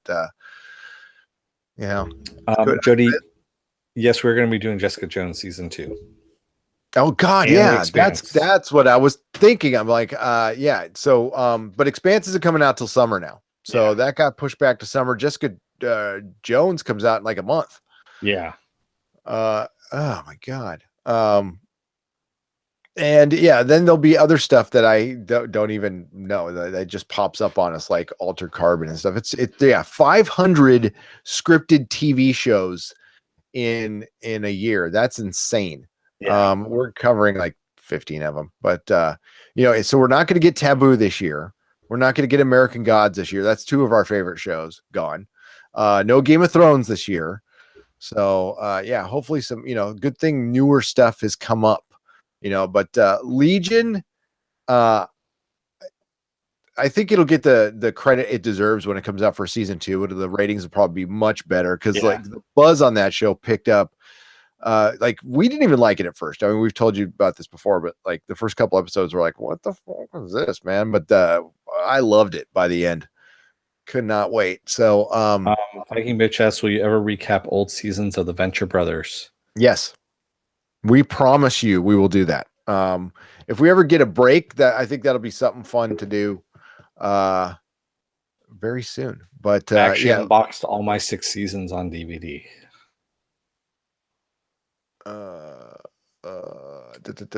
So I don't know how you want to do it. We could probably just do it by season. I think we just do it by season. Yeah, we'll do it by season since there's so many seasons. And then if they bring out new ones, then we'll recap each episode. Yeah, I know they're going to be bringing out new ones. I just don't know when. Yeah, we'll figure it out when the time comes. But yeah, we're going to be doing lots of fun stuff. We're not going to do too much. What was that? Cases last. No Black Lightning. Then he started laughing. Funny. Yeah. I'm gonna break the CW rule for Constantine, and that is it. Listen, we did CW. We did a couple years ago. That was Dennis and John's thing, and it just didn't take off at all.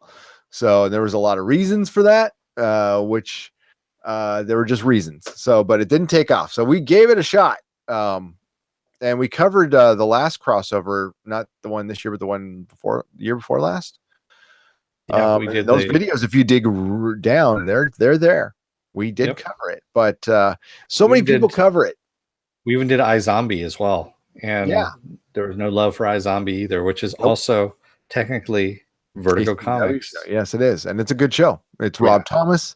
My wife likes it. Problem is my wife's schedule is kind of wonky, so she can't do a podcast every week. She comes in when she can, but being a business owner, she can't be just flying around doing podcasts all the time. She doesn't have that set schedule. Like so many people do CW, and they do it better. And but I don't know. Our identity is not really CW. I mean, like even The Gifted and Runaways is kind of pushing it. I mean, we like it, but I think our identity has been more of and these are the only times these words will come out of my pie hole, but like the either the nerding adult or the adulting nerd. I think we lean that way, and I will never say those words again. I think we lean towards more the weird shows. The Legion, Taboo, Mr. Robot, Edgelord stuff. Yep. Yeah, Counterpart, all that kind of stuff that kind of tickles all parts of the brain. Yeah, but it doesn't have I don't know. It's just all of that stuff that we cover. I think is pretty. I don't want to sound pretentious. It's really good. It's just good writing. I think we're just covering basic good shows. There's nothing special about all parts of the brain. Yeah, nothing. I think it wasn't hard to figure out that Westworld is a great show. I mean, I was convinced right when the piano started playing in the trailer, I was in. I was like, oh, I cannot wait for this show. I love cross genres, and it's happy that just still that end episode, mind blowing, just absolutely mind blowing. So all that stuff. No, if you guys haven't seen Happy, the Happy is it's insane. It's Yeah. a not right show that is really, really good. And it's not like hard to watch at all. I mean, it's not, there's some stuff like Twin Peaks is a good example. Like you really got to be into some Lynch to watch that show, okay, and get it. This one, it's not. It seems like it's a little like I don't know about this show, but give it a shot. It's really funny. It's really really funny, and it's got a lot of heart. It's got a lot of heart. Like even Yeah. Ash vs Evil Dead, if you're squeamish, you're not going to want to watch because they're going to be ripping somebody up pretty much every episode. Happy had its moments of gore, but it's not about that at all. It's more of a guy spiraling out of control and watching him basically fall, and then he just falls in the right place accidentally at the end. Yeah, I was trying to actually explain this to one of my coworkers at work, and she's a nerd for the most part. And she was, I was telling her about Happy that we were covering this show, and she was Happy. I haven't heard about that, and so I was trying to describe it to her. I'm like, ex-cop who's now a drug addicted alcoholic hitman who ends up having to save a little girl from these kidnappers because her imaginary friend has gone and seeked him out for him to go and help her. And she just kind of stared at me for a minute and went, What? okay, I gotta watch it then. No, it's when Derek was telling me about it, I was like, what? An imaginary friend and a hitman. That's all he said to me. But I dug the book. I dug the show. And there's nothing like it. There's absolutely nothing like it. And yeah, if you're not the biggest fan of Crank the movie, maybe that's Brian Taylor. That's it. Maybe he belongs in TV. I think Yeah. that might be his thing.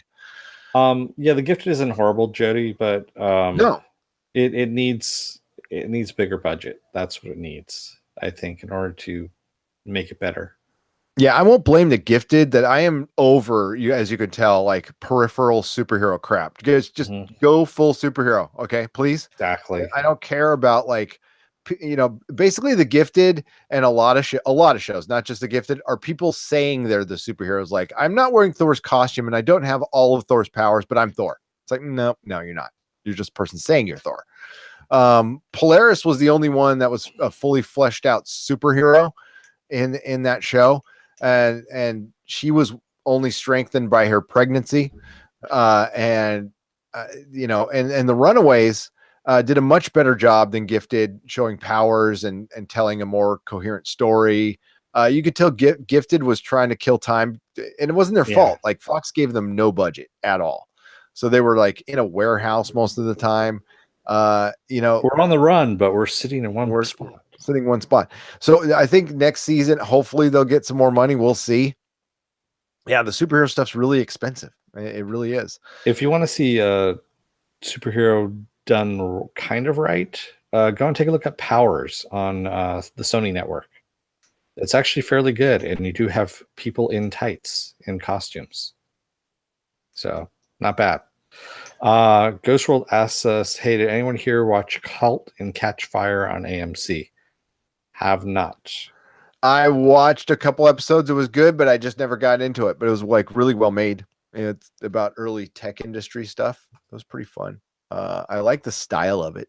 But it was just one of those things where it's like, I've got to watch so many other things. I didn't pick it up. I plan to binge it later. Jody says that Ghost World, well, they do seem to cover a particular type of show. I don't expect them to cover sitcoms or rom-coms like, say, Crazy Ex-Girlfriend. We almost did because that was John's favorite show, Crazy Ex-Girlfriend.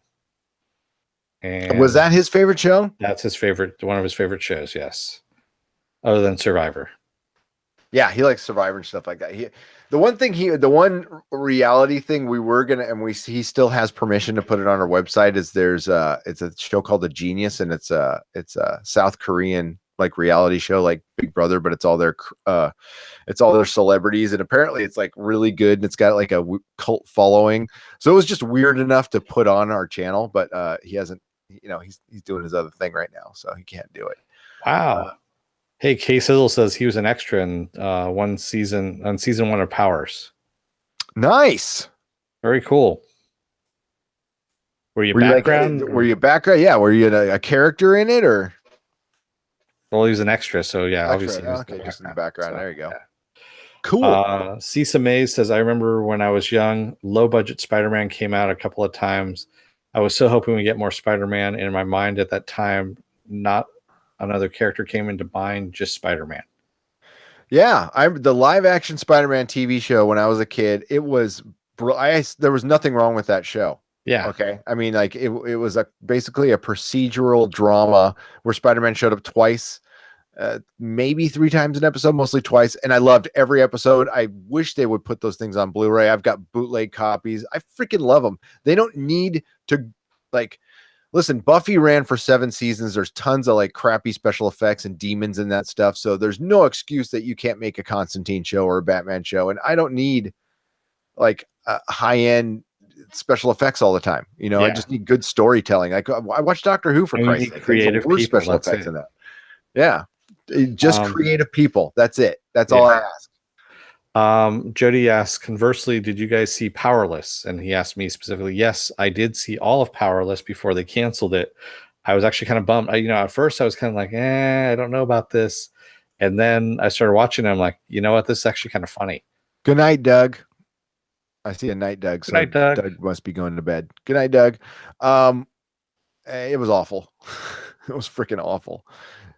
Yeah.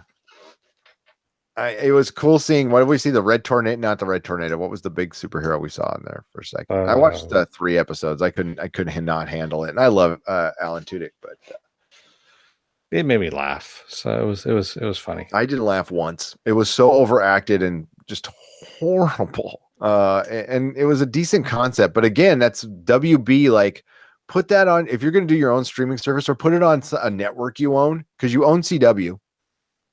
You could put it on that network. Why not? Yeah. I don't know. I don't know why DC keeps putting stuff on other networks now. I mean, I'm sure they're regretting it. And I guess that's, they shop stuff around and they give it, they get what they get. But they're going to really regret that. I mean, they should see what Marvel's going through right now with, to finally get the rest of their properties back. And this isn't the only reason they did it, but like $54 billion they had to spend. That could bury the company, believe me, if the deal goes through, which it still might not. Jody says Powerless got better, didn't it? Yeah, I think it did.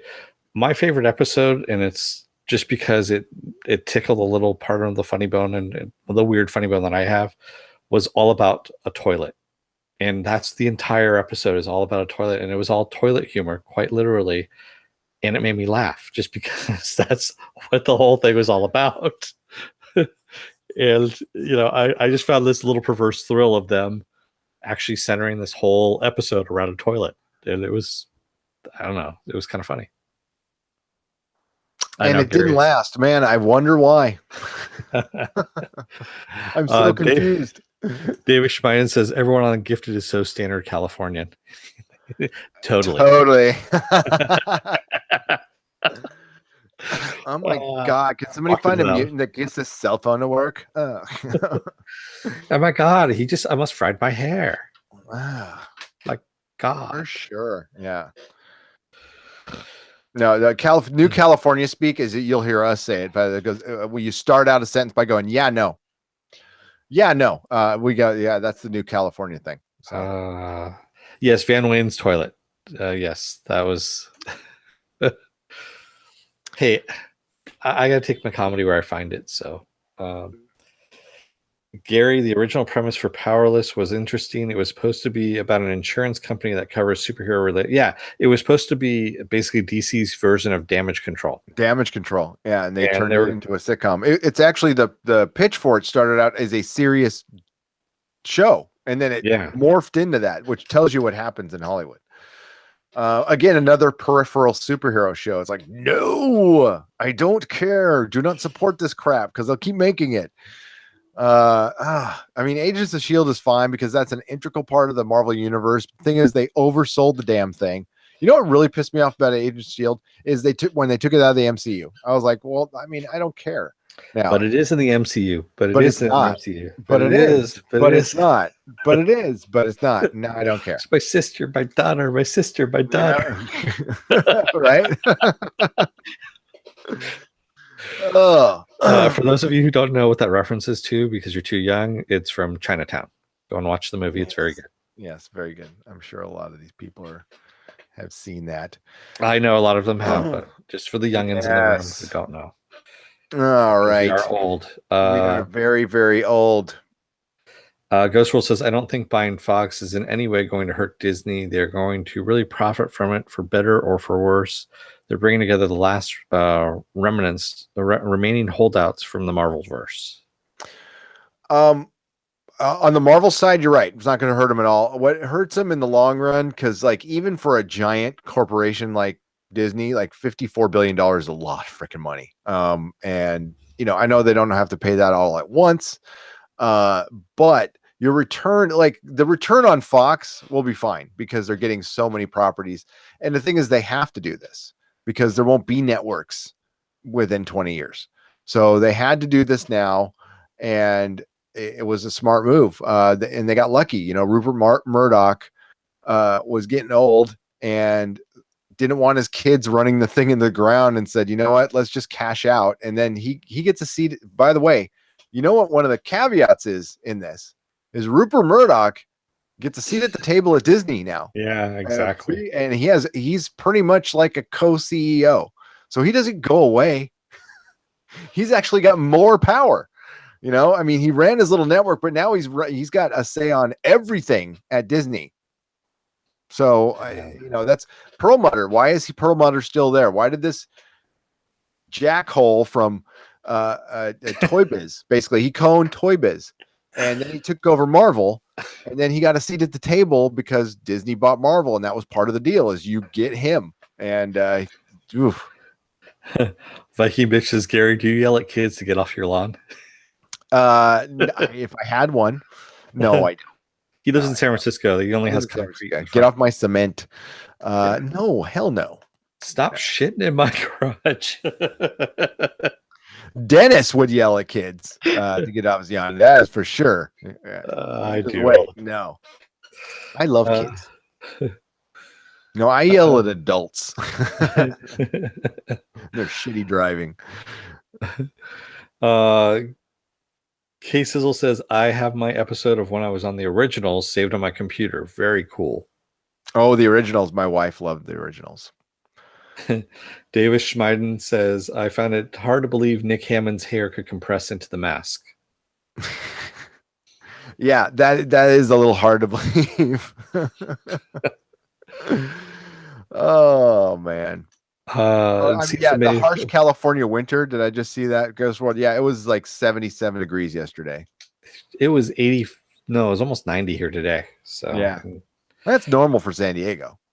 I'm in El Cajon, so yes, the Devil's Armpit. You're in San Diego County. Yeah, we from San Diego refer to the whole area as San Diego. By the way, yeah, I know. New Diegan. We're not like San Francisco where you walk a block and you're like in a totally different area. Well, although all the San Diegans, the native San Diegans down here go, oh, you're in East County. You're an East County person now. Oh yeah, you're east of 5. Yep. So I'm an East County person. You're an East County person now. There you go. Cisa Mays says by the year 2050, everything will be Disney. Disney jeans, Disney retail, Disney detergent, Disney everything, including the Disney Senate and Congress. Oh yeah, my kids will probably be owned by Disney. That's fine. My grandchildren. Disney Taco Bell. And didn't they make fun of that in the Demolition Man? Demolition Man, yeah. They predicted that. Well, it wasn't hard to predict. Disney's had ups and downs though, and that's if you look at the course of the history, I mean, they've had a couple of very dark periods, and it's always been followed by buying a bunch of stuff.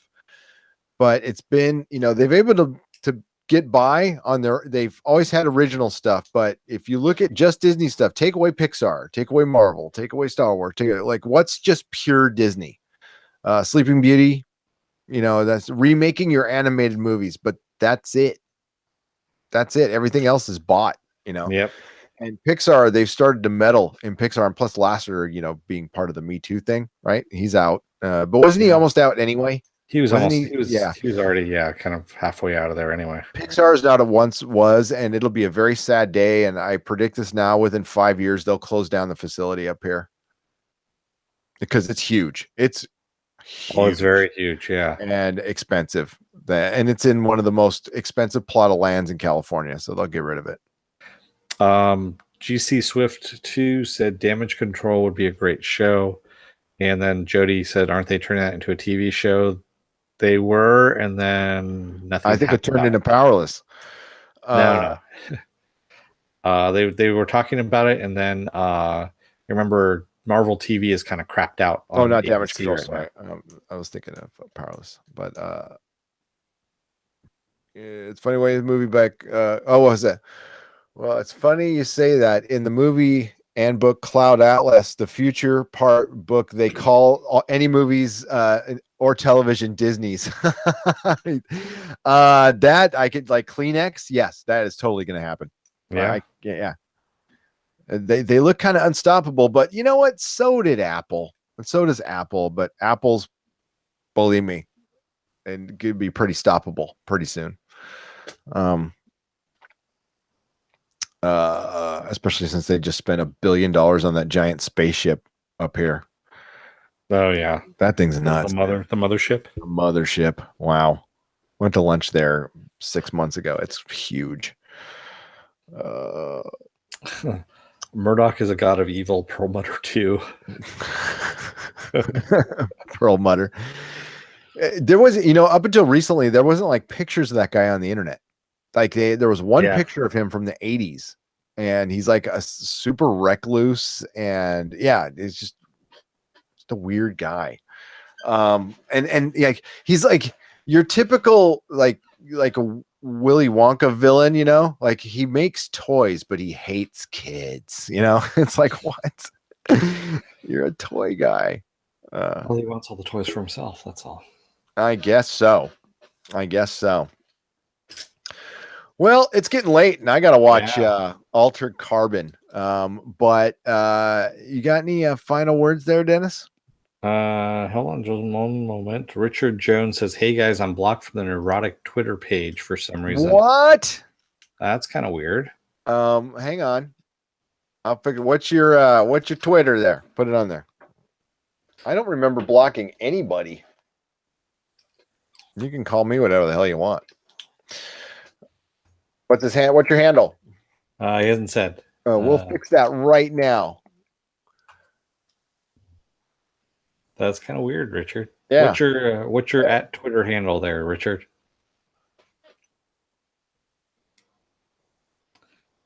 If he gets back to us, that's fine. I'm going in my settings. I've got 0 people blocked. Okay. I have nobody blocked. So maybe by the way, all of you, we just started a group page on Facebook. It's the Nerdrotic Podcast group page. It's open right now, so you can join anytime you want to.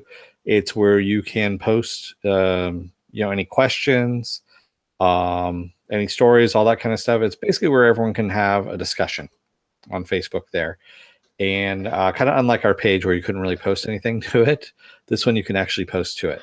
Yeah, it's going to be more interactive. So yeah, we just say, respect everyone else's opinions, keep it clean for the most part, and have fun. Yeah, have fun. This is all about fun. Yeah, I'm looking in there. I've got nobody blocked, so I don't know what happened there, bud. But I'll go through and double check when the podcast is over. And please, yes. Okay.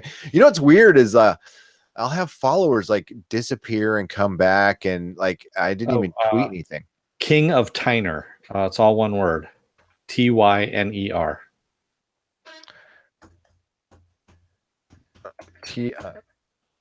Okay. I'll have to look it up. It's not okay. We'll do this off the air. All right. Yeah, that's weird, man. There it is. King of Tyner. Dennis? Yes. Okay. I hear you. Yes. All right. So we also have a Patreon, of course. You can find us at patreon.com patreon.com/nerdrotics. Is that correct, Gary?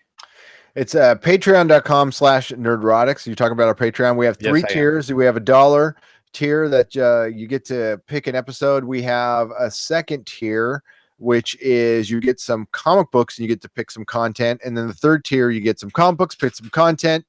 And then you get like a loot crate box, which is some of the stuff I showed you. It's like weird stuff, like not this in particular, but stuff like this. Okay. So it's really cool. And it'll be a box. It'll be a nice little box. The Nerdrotic. We'll give you some Nerdrotic stickers. We're working on those too. Of course, we have the super chat, which you have seen. So thank you very much. And we have our main website, which has all of our videos and podcasts. If you ever want to dig deep and like hear our really embarrassing early podcast, just keep scrolling down. I'm going to put a search function on there too. We've been doing podcasts for like 4 years. So we've got a lot of material and not all of it is on the YouTube channel. You can subscribe to us on iTunes as well. And that's got every one of our podcasts. So what's so funny, Dennis? Mikey Bitch said, yeah, give him some money so Gary can get a less squeaky chair. Oh, is my chair like right? I could hear it. I need to get a new chair. I know, right? I projected my on John. I'm like actually super cheap too. I need to get a new microphone too. Like if I hit this thing, it'll shut down. I dropped it one time. He did it right before the podcast. It turned off, and I'm like, "Can't hear you." Yeah, it actually happened on our Gifted finale. I had to end it early because that's the one time I've hit it. But yes, I'll fix the chair. I was just waiting for somebody to mention it, but now somebody has. So now it's time to get rid of it. And yeah, Cisa Mays, he's no longer giving that Howard the Duck pin away. He knows he's keeping it. No, it's well, you never know. You never know. It's just stuff. It's an expensive pin, man. Is it?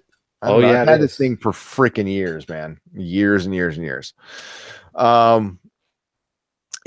So you can all of our links will be in the description when this rolls into another video. Dennis has a Twitter. It's at DeForce, DAFORCE. I'm at Nerdrotics, and I'm not seeing you come up, so I'm kind of weirded out about that. Maybe I wasn't in charge of my Twitter all the time when I this migrated over from my comic shop Twitter. So it used to be the Comic Outpost Twitter, and I wasn't in charge of it all the time. So I don't know what funkiness our old manager Harry did to it. So we'll find out. We gotta have Harry back on. I want Harry in full drag too. Yeah, my old manager moved out to New York, and he's Precious Envy. This is his other persona, and it's pretty effing funny. We got to get him on. It would be hilarious. Harry Maldonado, best manager a guy could ever ask for, honestly. And he went on to work for Midtown after me, and then now he's doing something else. But hey, Cisa Mays, if you go to facebook.com/nerdrotics, Neurotic Podcast, that'll take you to the Facebook page, and then you can go to the groups from there. I don't know if the group is actually showing up as of yet by itself. So I just did it like a couple hours ago. Facebook. Is it Nerdrotic or Nerdrotics? Is he talking about Twitter or the Facebook page? He's saying the Facebook page is not showing up. What's the URL for it? That I don't know. We'll figure it out. Oh yeah. It should. Okay, so our it's Facebook very new. Page is Nerdrotic Podcast. So it's facebook.com/Nerdrotic Podcast. It should be affiliated with that. It's attached to that. I know. You can pop me a message on that, and we'll pop you back the URL. But we're gonna have the URL linked to our main website sometime tonight. So if you could check back. Sorry about that we don't have that. I apologize. But lots of stuff. We want to get like more of an interactive group so we can talk to you guys more, aside from just here, and get ideas. Like if you guys want us to cover stuff, because it really was you guys pushing us to cover Black Mirror, which made us cover Black Mirror. And, Viking Bitch wants to, hear about the Venture Brothers. So we're going to do that. So we're definitely open to suggestions. And especially like the next month is going to be, or the next couple weeks is going to be kind of slow. So I'm going to be doing some experimenting a little bit.